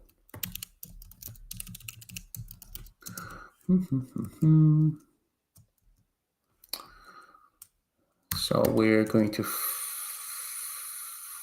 find it first, or get it by the ID. Now we can await, yeah, see if it's visible, go away. And then once it's visible, we want to click on it. Sure, and then once we click on it, then we want to fill it. All right, cool, that makes more sense. Where else? Okay. Let's do the same thing for this thing here. So in this case, we're going to have a constant password input. So we're grabbing it first. Let's see if it exists. There you go. That was a good code completion here. I don't know what just happened here. So this goes away. Maybe that was a bad code completion. What the bloody hell? Let me do undo. What the hell just happened with the code? Okay, so this code completion was really not that great.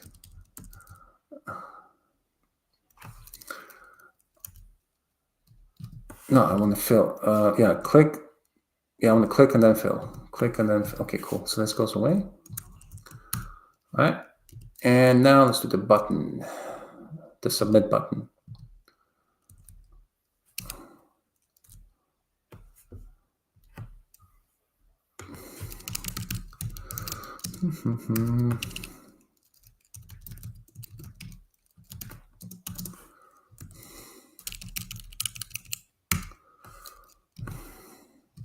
All right.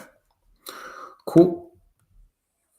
All right, next thing is, what else can we do with, can we do any more assertions with the submit button?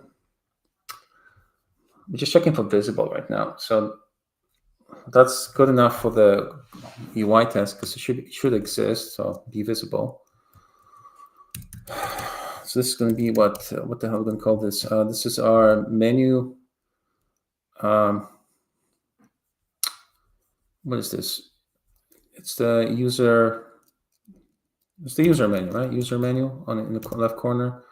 User menu.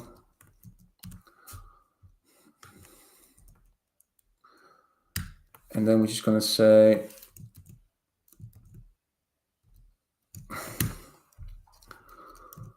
to be visible. And then user menu click. Not the click should not be here. Okay, so wait, no.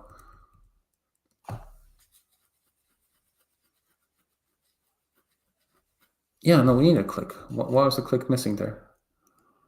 All right. All right.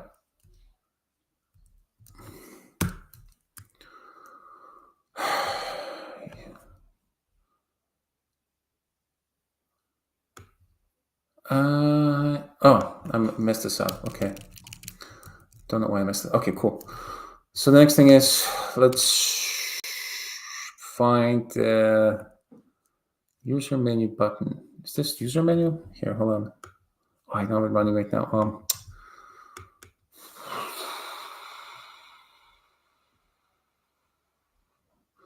User menu. We click the page title. Why? No, we can just click the user menu. We don't need to click this. All right, let me comment this out because I don't think we need this. This was just added because I clicked on the menu. All right, so we just need to, the logout is just clicking. This is going to be user menu button. Okay.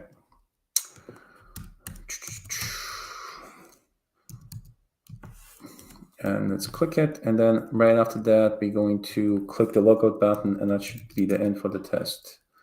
Log out button. All right.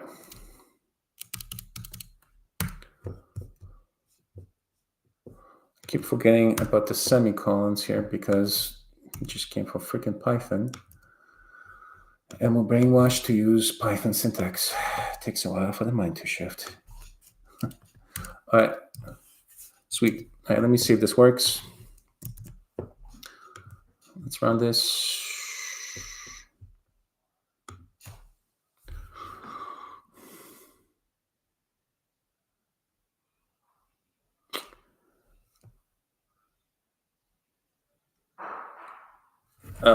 Did I just fail? We have a major failure here. The login button. No, it's good. Submit, click. What? It's not clicking the button.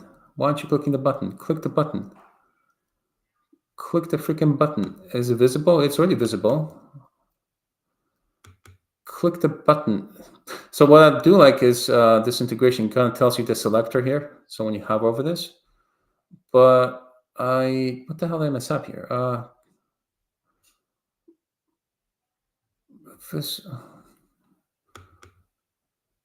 It's not clicking the button.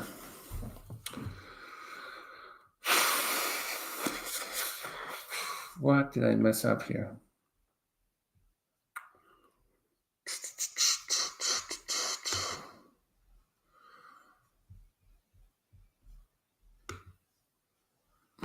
Let's look at the test here.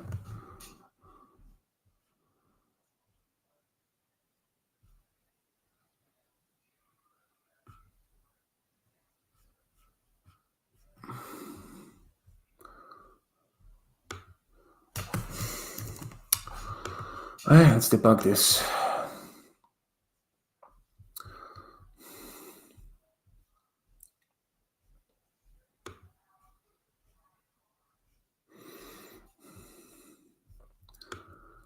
And that's why I like to running this in Playwright UI, so I can do a little bit more in that case. All right, let me just grab this here. And log out, okay. Let's see, that was okay. Input was fine. This was okay too. And then we got this button here. All right, let's just run this again, just to make sure that the selector is fine. Yeah, this, okay. What is the selector here?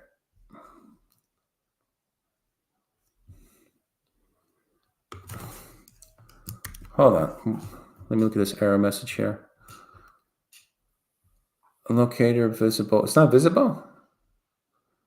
Expected to, what? Where's the visible part? No, it's going here. No, it has to be here. This has to be clicked first, man. What are you doing?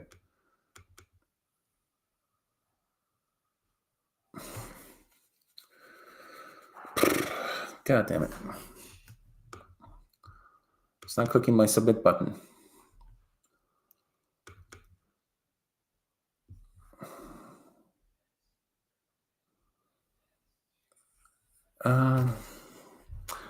We should probably do a delay here. So, okay, first of all, before the delay, you know what, let me record from this cursor here. So I'm just going to record from here.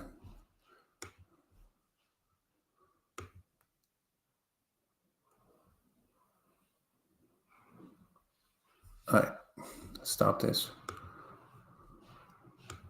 All right, so this is how it should be. How did I mess this up?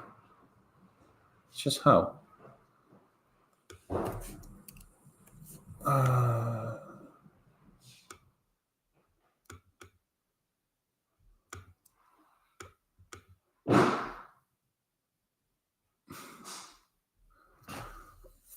What? Why isn't this working?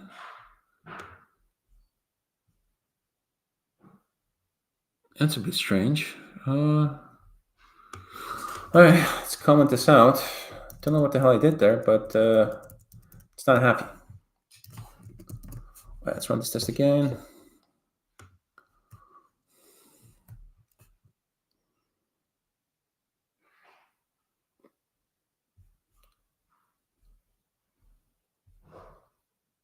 Oh, also capped out. Okay.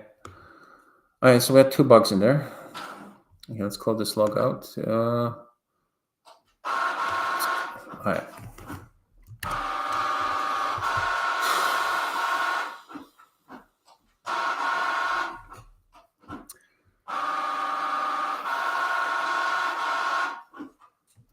Stuff is just printing.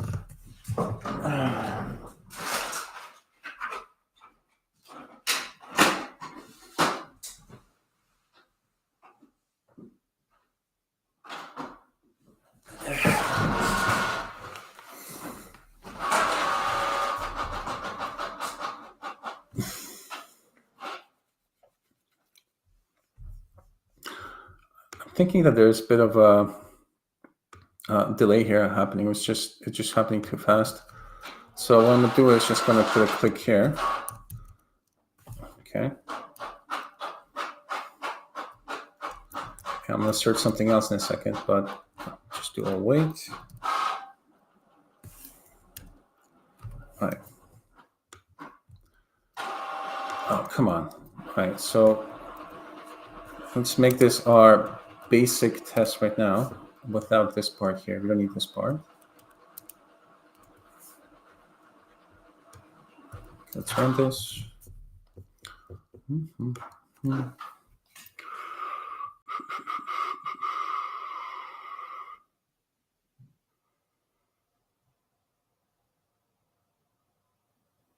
Oh boy, it's not opening up the, yeah.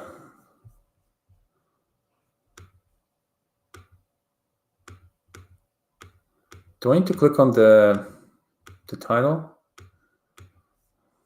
Huh, interesting. All right, let's bring this back for a second here. So, and let me delete this.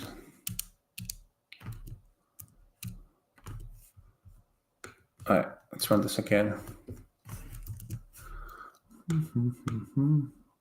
Let's bring it back to our default state.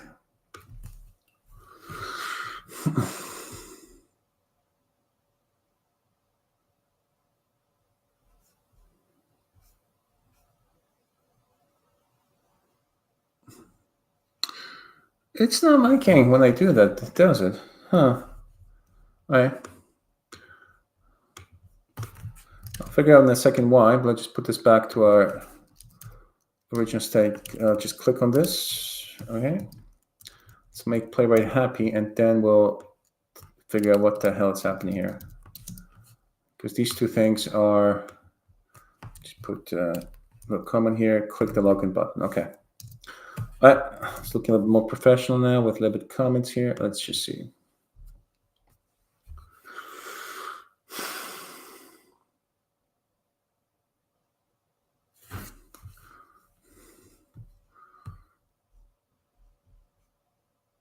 What the hell?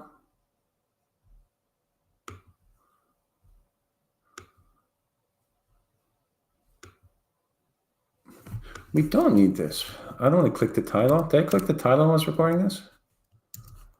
I want this to be clicked, this part here. That is correct. And then once I click this, then let me open this up. And then this should be that. Okay. Yeah. Why being funny? Let's run this again.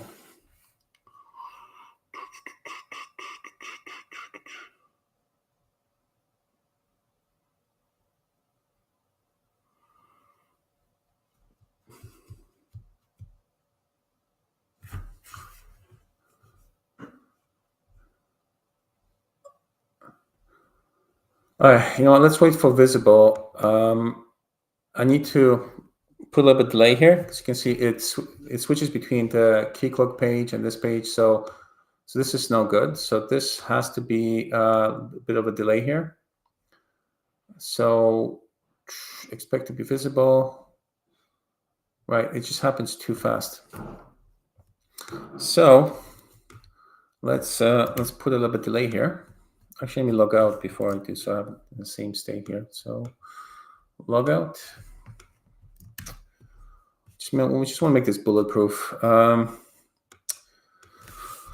What's the syntax here? So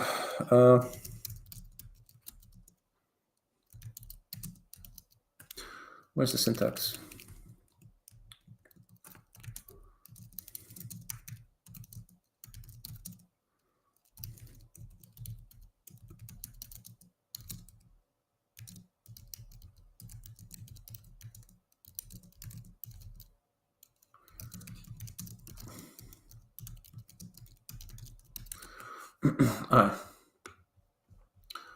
Where else do we need to? We don't need to put it here. That's fine. It goes to login page. So here, when we click the login button here, this is where this transition there.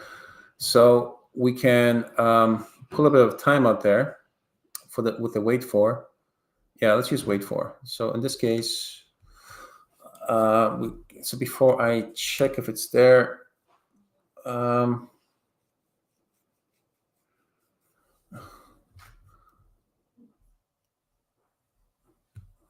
I'm just looking at the error message just to make sure. So user button, menu button, click, and then it basically died. Okay. So yeah, let's do that. So here, I'm going to wait for it to be visible. Use the wait for. So I'll wait for the selector.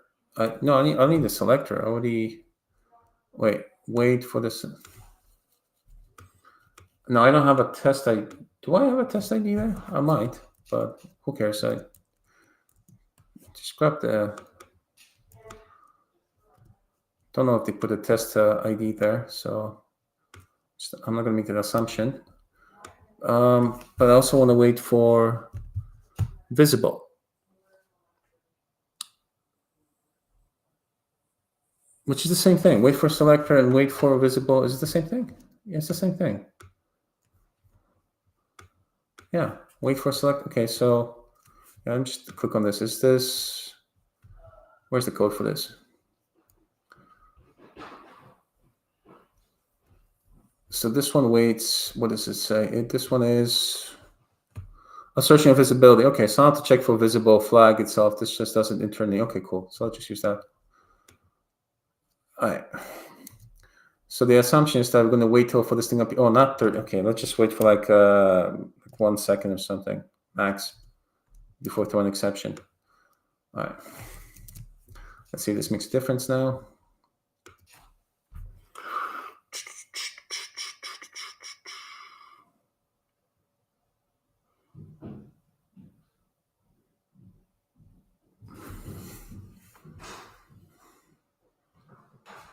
Timeout. Okay, let's just give it. Let's give it 5 seconds.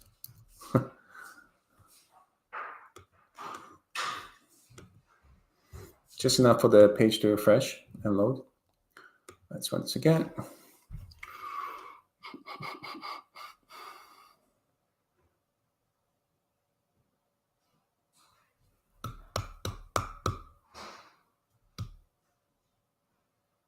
Five seconds might be too long. They just. Why is it timing out already? What? 5 seconds should be plenty. What's your problem, bro? Let's make this ridiculous and see what happens. Like, there's something weird happening here in this transition. Let's see.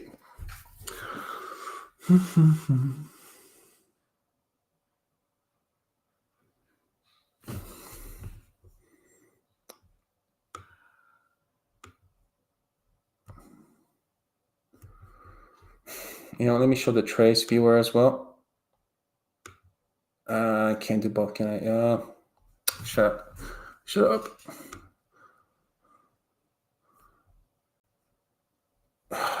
Okay, I need to stop this. Wait.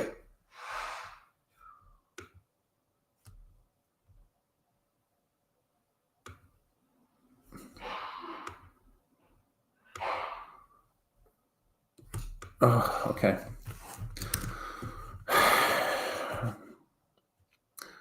Now the problem is stopping, right? Yeah.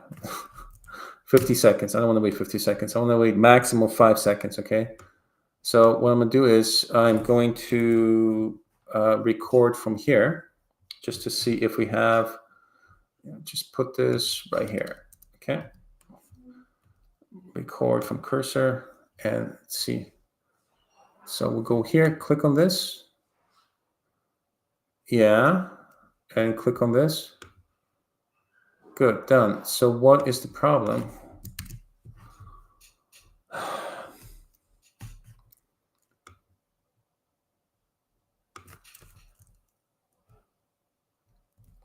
You're telling me I can't assert this because we used to expect on this? Is that what you're telling me? Because I do want to do that.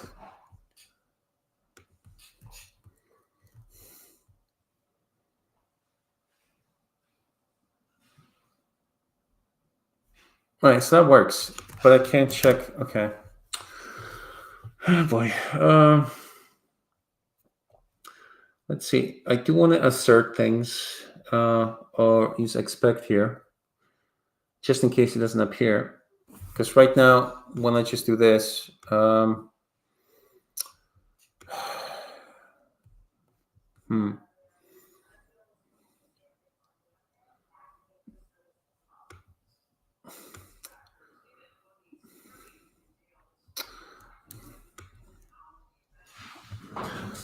Oh boy.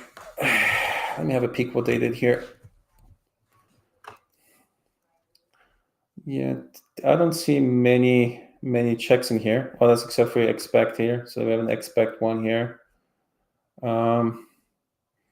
Okay, they combine it to one. Yeah, I should probably do the same thing. Expect this to make it visible. Okay, you know what? Maybe I should do it in one line as well, just to be more succinct. Then we have a locator here. Okay, so probably that's the issue. I should use a locator and then, so two things. I should combine it like this. Yeah, why not? Just to, so yeah, so I like this. Because, no, I don't like this because I want this to also be clickable after. So I want to get a reference to it. So for the buttons here, let me see what they do with buttons. They don't check for the buttons here, so that's not what they do actually at all. I don't see any. Yeah, so for any button here, they just click it.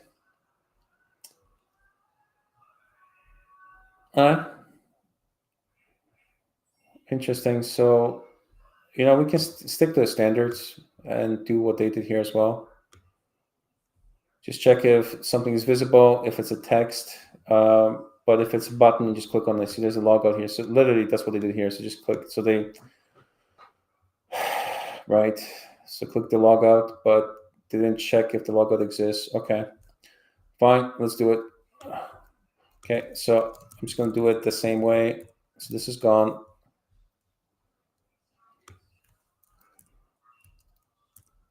And this is going to be our logout. All right.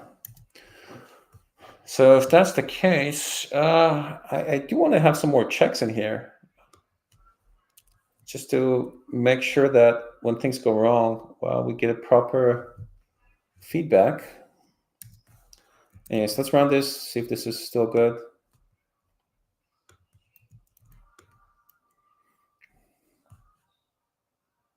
All right, still good. Still good. So let me have a peek at the Playwright website quickly, because I want to look at the expect and validate something, assert some things, right, in the test.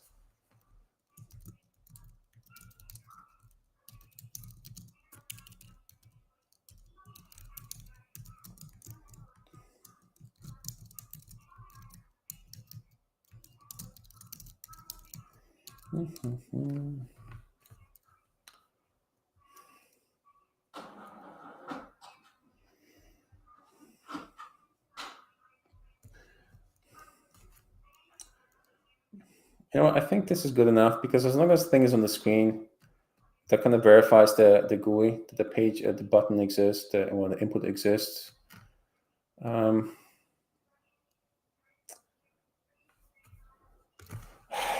We can go a little bit further, I guess, and check if this is, you know, if what we inputted exists, but we just entered that. So there's just no point. Some of these things are kind of superfluous. I mean, there's just no point, you know, to double check your inputs after you fill this in. At this point, you're testing the testing framework. You're not testing the code.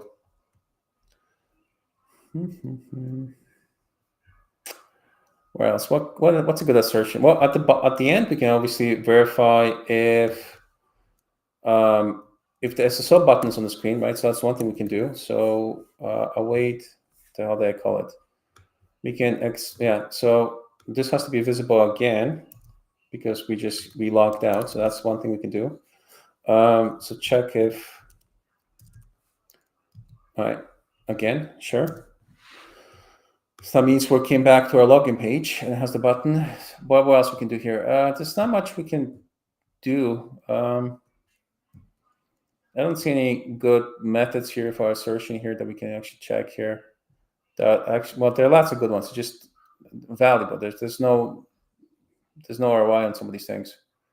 So I think I'll just leave it the way it is right now. One thing I do want to create is variables here. So let me create some variables here. Global variables for the username and password. Yeah.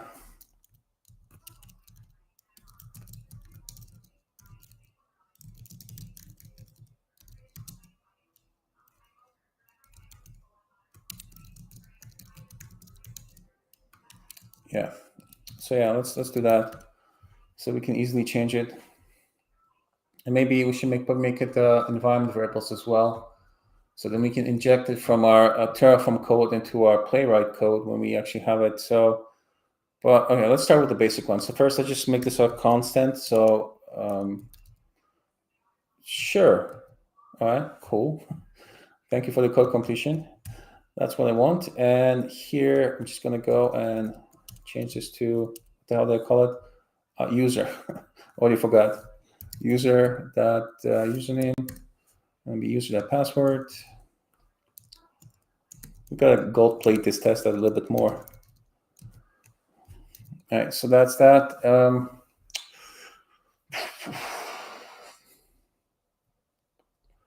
Yeah. Now I do want this to be skippable. So because this is a very specific test, requires very specific configuration. So what is the flag to skip a test here? Go with Playwright for a second. So when we executed the tests the other day, do I still have it in here somewhere? We got a list of, God damn it, I don't have it here anymore in the terminal. Do I have it in the browser?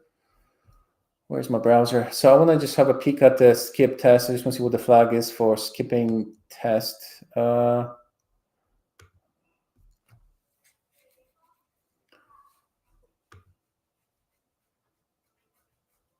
There we go. So one of so here we go. So this is our report that was generated by Playwright when we're running it in a headless mode. So we have this one, chat input output user. This one has been skipped. Let me see, why is it skipped? So this one is, because I want to make this skippable, chat input on this one here. So where's the skip part? Here. All right, that's what I wanted. So I want this. And for CI, I want this. I do want this for CI. Yeah, I want both of those things. Good stuff.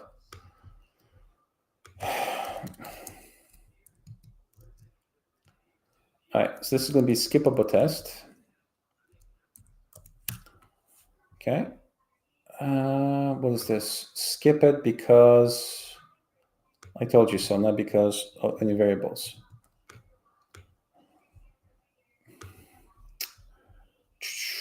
Let's get the env.env file thingy here. All right, and then the username and password can come from the our hidden file. Okay, let's just get a path here as well. I'm gonna make this secure, this test, very secure. Best test in the world. Tremendous. All right, so variables. Okay, so the variable here is, for skipping, is OpenAI. No, the variable is going to be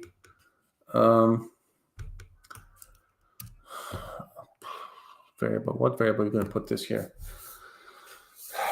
Let's just put SSO. At least SSO. SSO test. Enabled. Okay.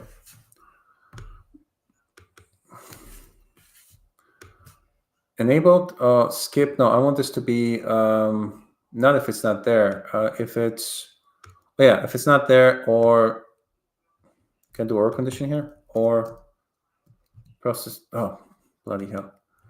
The code completion sucks. Or is equal to true. Wait, that doesn't make sense. Something's wrong here.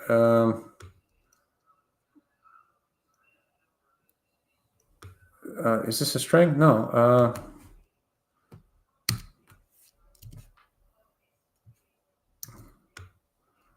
That's weird. Hold on, I'll change this in a second. Let's also change this as enable, and must be set to true. Okay. So that's our condition. Now, what the hell's wrong with this thing here? What I messed up here? How do you know this is a string, bro? What are you assuming? It is a string, isn't it? Yeah. All right, let's convert that string to a Boolean. And let's make this like so. All right. Okay, so that's that. Now, for this thing here, I want to, well, we're not going to, this is for their LangFlow CI/CD process.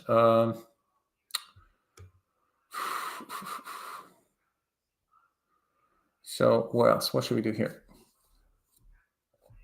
So first of all, it is skippable. We'll test this in a second. Second of all, it needs to, I want to get the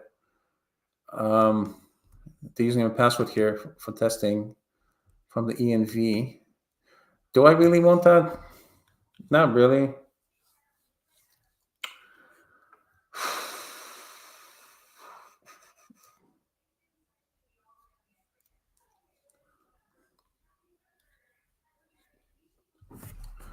You know what? No, I don't want this. So we'll probably figure this out once we set up the CI/CD pipeline, and we'll come back to this. For now, I'll just leave it the way it is right now. without this. Okay, so hard coded like that. Sweet. Now let's see if it's skipping my tests or not. Yeah. All right. So it's skipped. Sweet. Okay. All right. And we are going to update the config, and I'm going to add it here. True. That's a string. Let's see if it does my bidding here. And it converts it to a Boolean. I doubt it, but let's have some fun with this.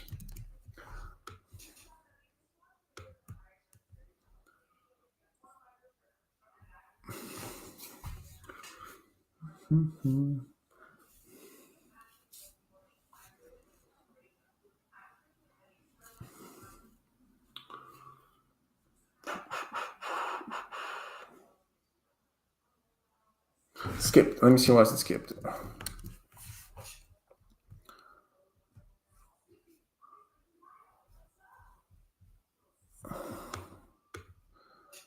And you know what? Let's cancel all console. Console. Yeah, let's just dump this here so we know exactly what's happening. Oh, it's undefined. Okay. Where's this coming from? Process env. Okay, hold on. Let me see if this is right. It's not the right. Okay, so this okay. So this is not the right one. So this is for the back end. I need this on the front end. So for the front end, I need to have where's the section for the front end here?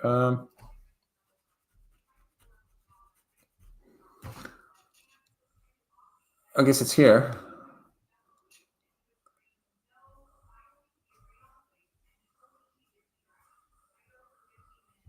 And it's picking up the one from here, the hidden one here. Just double check here. And make this equal to true. Just like that. All right, let's check if this is better now, if it's behaving.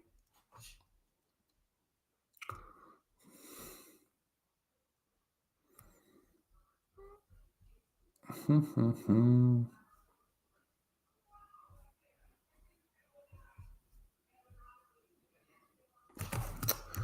right, is it running? All right, sweet. All right, so we have a configurable parameter right now. All right, done. Okay, so now let's just make this a little bit better. Let's gold plate a little bit more. So first of all, this parameter I'm going to add to the example parameter so people know there's such a beast. Let's add at the end, put some comments here. So this is, let's call this LangFlow as well, just make it consistent. So LangFlow, yeah, so this is going to be our no, this is enable Keycloak SSO Playwright. Come on, tests, all right? By default, it's going to be false, okay? So people don't get stuck with my tests.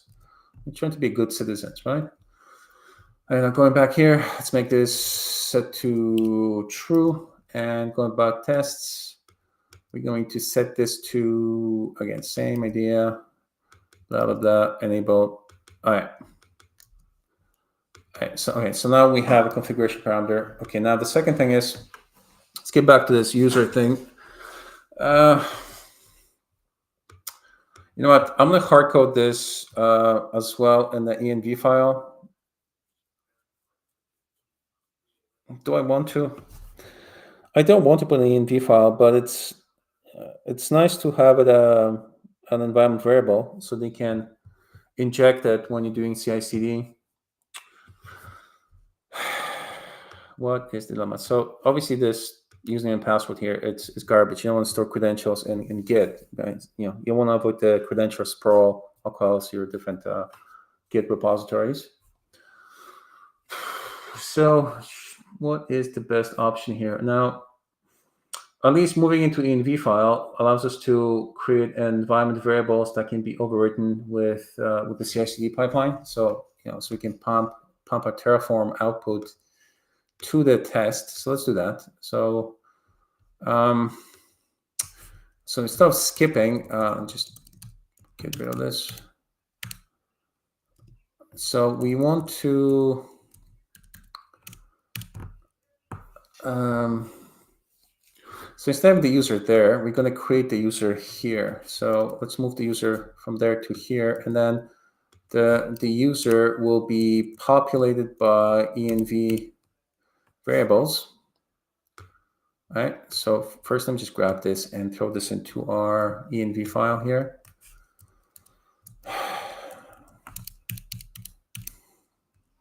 Just going to call LangFlow like this, SSO test,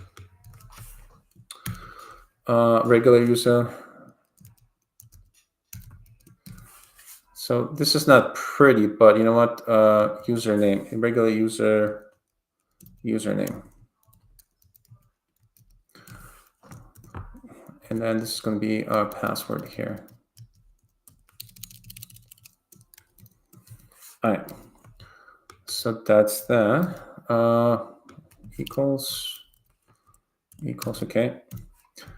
Now, these two variables, I want them to exist in the test, so then we can inject these values here. So let me just, now what I want to do is the same thing they did here for the CI/CD. Where's the CI/CD example?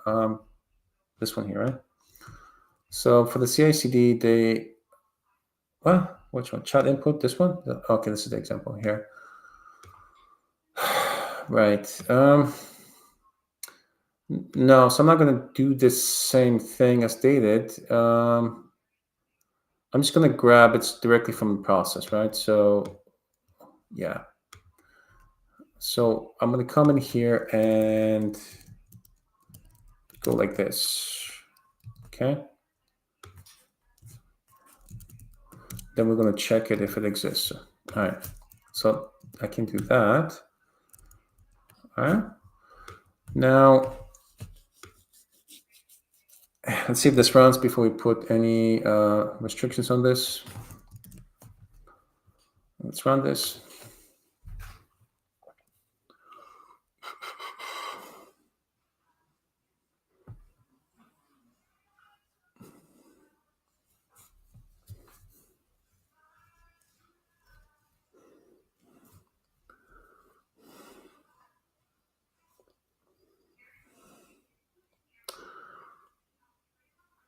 Okay.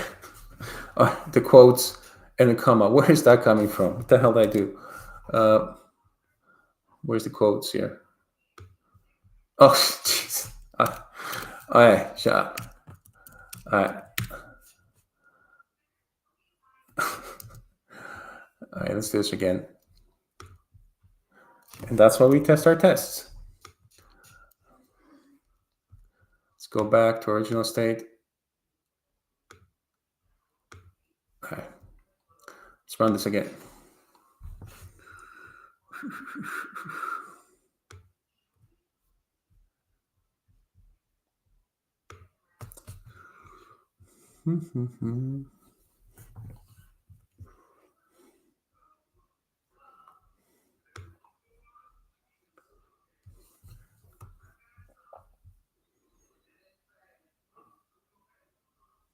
All right, so this test executes as expected. Now,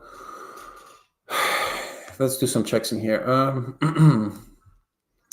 So because it's coming from here, A and B, we can always inject these things. First of all, let's just make it so it's, yeah, we don't know if it's going to exist. This is a bit type safety here, okay? And the other thing we want to do is what?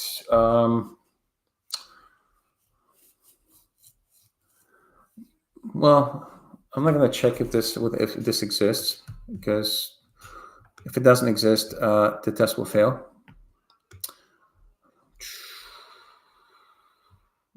What's your problem?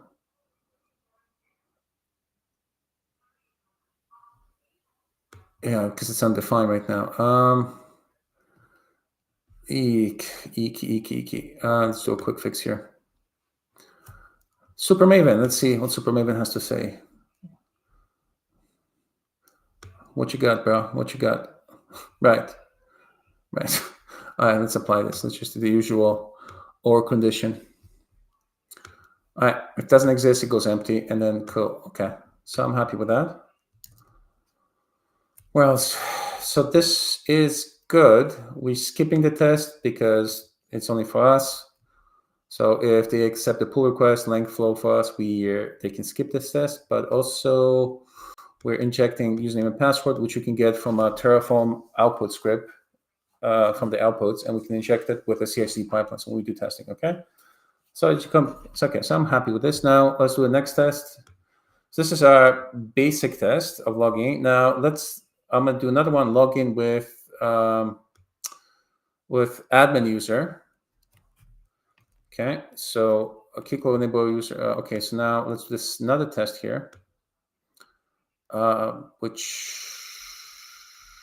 should we do in the same file? Do they separate tests per file, or they have multiple one file? Let me just double check here. Just pick one. So this one here. Let's see. This is long ass test, right? So this is one big ass test. So that's not a good example. Right. What about here? They seem to be doing one test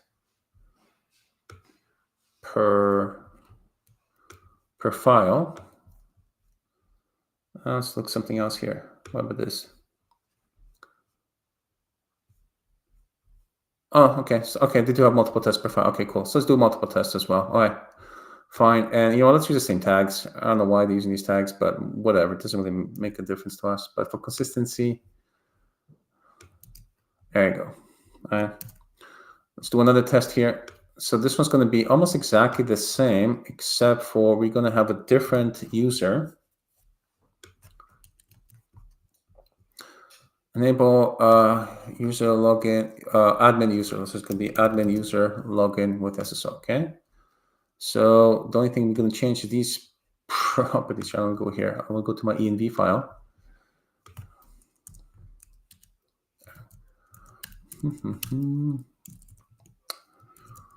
Just going to create admin user. And we do a lot additional checks for the admin user. Where's my Terraform code so I can get the passwords, my temp password? So this is Bob admin. And Bob admin has a fancy password, which is this. All right. All right, cool.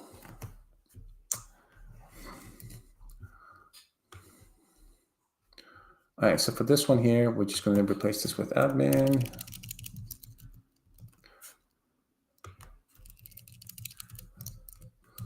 All right, so I'm just going to run these tests first, and then we're going to do another expect here for the admin section. Can I run all the tests at once? I should be able to. Where's my test fancy feature here?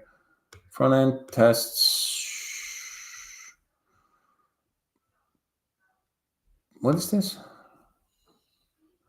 Don't know what that is. Front end core features. And I want to run both tests at the same time. Where is my here? All right, let's run both at the same time. Where's my Chromium? Chromium.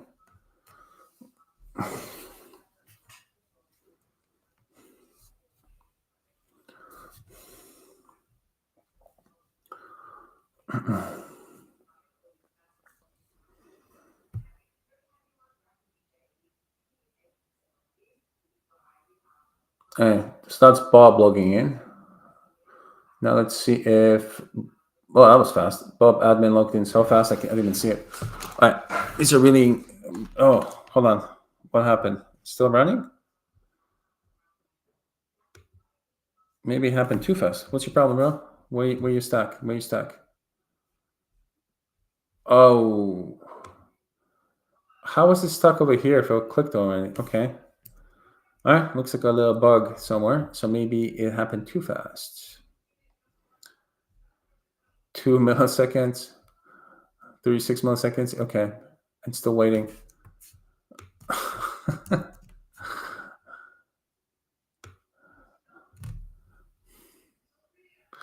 One thing I like is I can't stop the testing here, right? So once it starts in your VS Code, it runs. I have to kind of kill the process.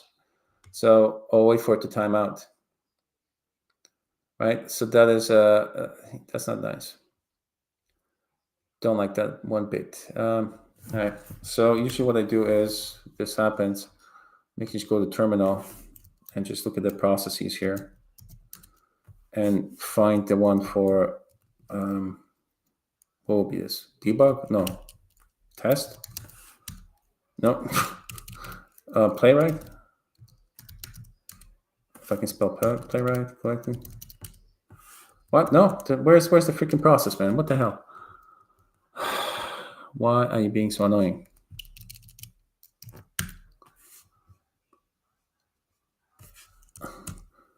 Do we have a runaway process we can't kill?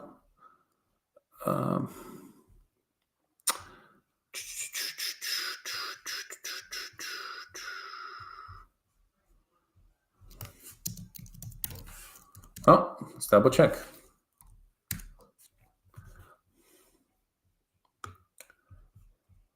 We do. The Chrome renderer. Because this is a VS Code is a Chrome application. So how can I search for this one here?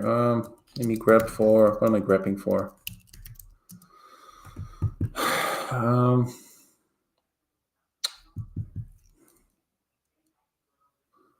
Is it this one here? Let's look at the top.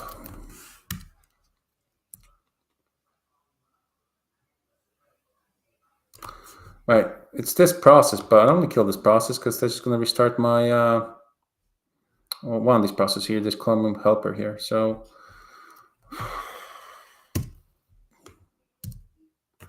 always like to find a specific ID here, but this is being difficult.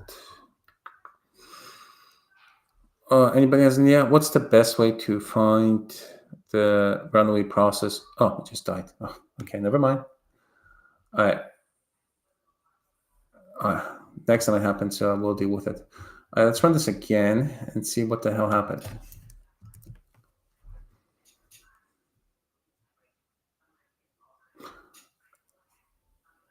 Oh, that's strange.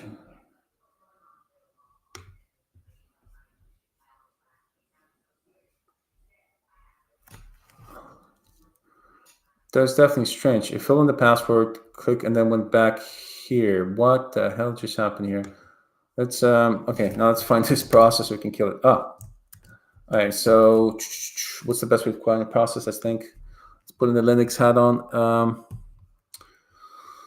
What is the best process? Best command to find process?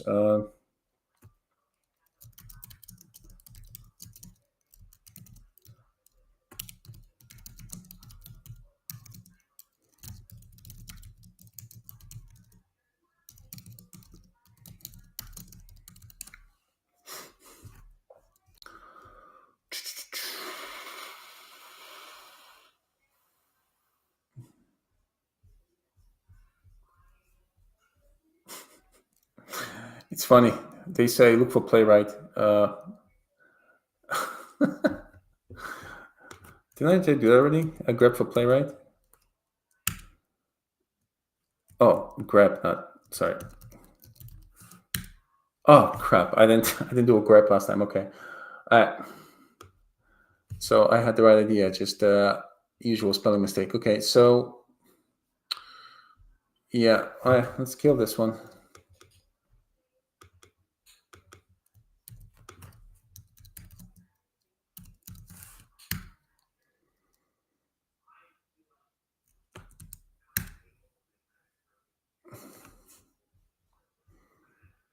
What? That's not the right one?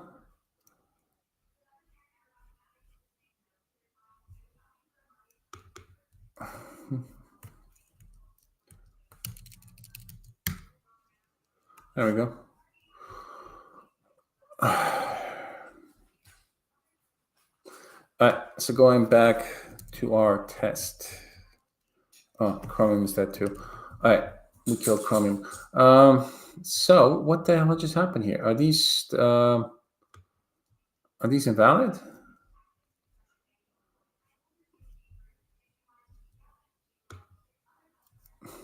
Come on. Come on, buddy. Come on, buddy. Admin user password. Is that the right password? Where's my Terraform? Oh, the dog wants to go for a walk. Dude, why are you creeping? Come on, come over here. Come.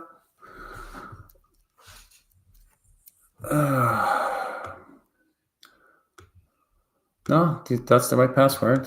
All right, let's see. Let's debug this. Actually, you know what? I want this in the UI, Playwright UI. Let's do this because I like to do things there. Shut up. So let's do make tests front end UI true. All right.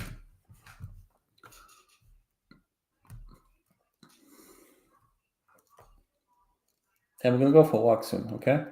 Yeah. I'm going for a walk. Yeah. Yeah, we're gonna go in a minute, okay? Just finish this test, we'll go.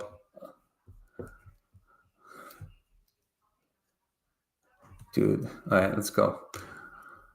All right, so this should kick off. Oh, there you go. So let's kill the ports. All right, so what happens with running things locally? It kicks off the server, backend server, but it doesn't kill it. So we can see if the server is running ls of .t. Was it 78? What the hell is it? 60? Okay. Yeah, it's running. So what we can do is we can just kill it, kill that process. So we can just pass, well, just do it manually here. Just 9. Okay. Let's kill this process. So this is our backend server just running. Cool. Now let's start this again. All right. So if you look at the console here, it should be good to go. It should kick off the server, the backend API. Okay, yeah, it's starting it now. Okay.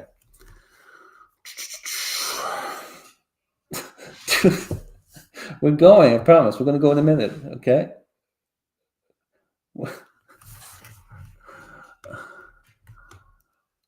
Oh, 300 is in use as well. All right, let's kill the 300. So let me close this as well. All right, so am I running a 300 as well? So here, 3,000. Is that running? Let's kill them as well.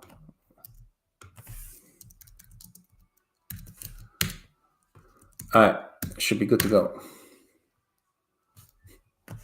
Coco, we'll go in a minute, man. I just want to test this before I go.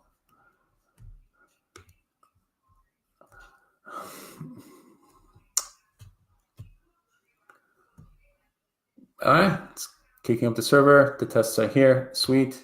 All right, let's kick off the first test, the one that works. Let's close this.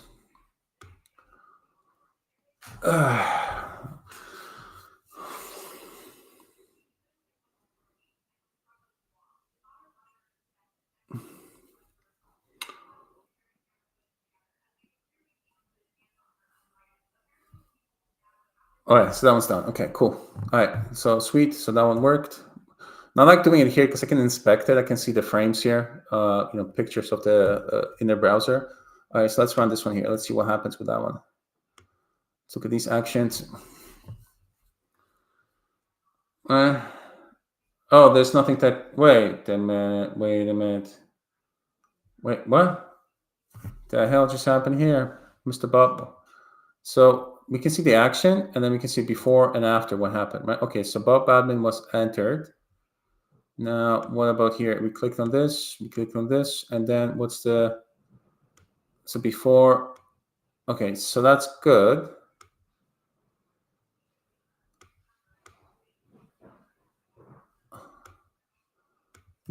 Okay, you know what? Let's look at Keycloak because there's something happening with this user. So this user is correct, but the redirect is not happening here. So coming back to a callback, it's crashing. Okay.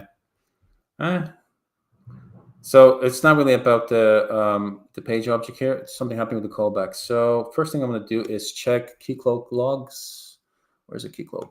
I had it here on the screen somewhere.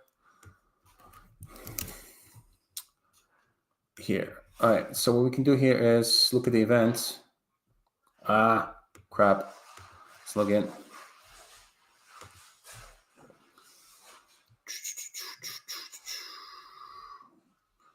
Oh, token error. Okay, so we have an error here. What's authorization? Client, what? Not allowed. What? Let's look at this user here. So this is our Bob admin user.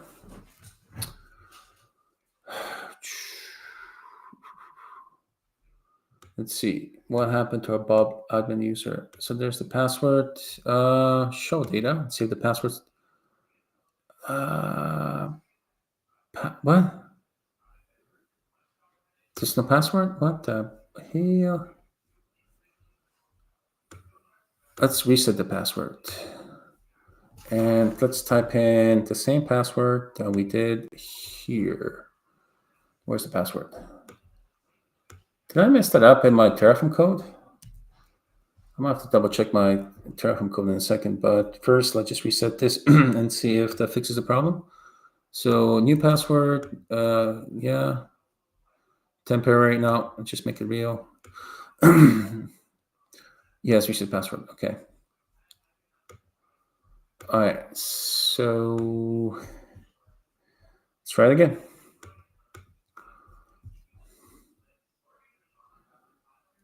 See, you can press stop right here. That's what I like. Okay. And it should eventually stop. Okay, let's run this again.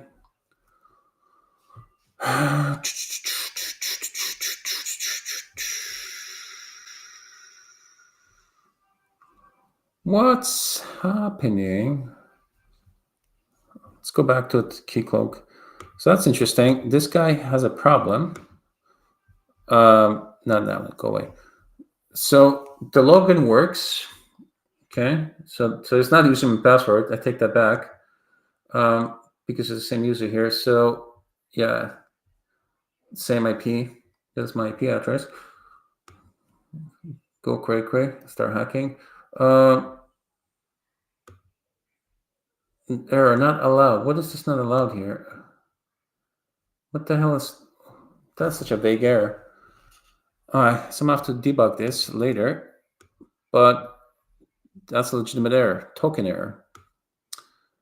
Token error. So that would mean that we have a problem logging in. All right. I'm gonna leave this on the screen, come back later and debug it, but at least we know what the problem is. So click the login button, and right after that, it just goes from here and the callback. See the callback. There's something happening in the callback function. Okay. Anyway, so I'll keep it using the Playwright UI. All right, time to walk the dog and then come back, finish this test, and update Prometheus because Prometheus is not working well in LangFlow. So observability is the next step. We're going to fix observability, make it best ever. And we're going to have some Grafana dashboards as well because I like to do full service always. So Prometheus, and then we're going to fix these Docker files because these Docker files are just way off. Okay, so that's the first thing. So, well, that's the third thing. So fix the test, run another test, fix Prometheus because Prometheus is just awful right now, and the observability stack here for the backend, and then fix the Docker files, and we're production ready. That's all it takes. So hopefully we can finish today. Probably not. We'll give it a good go. Anyways, time for the dog walk.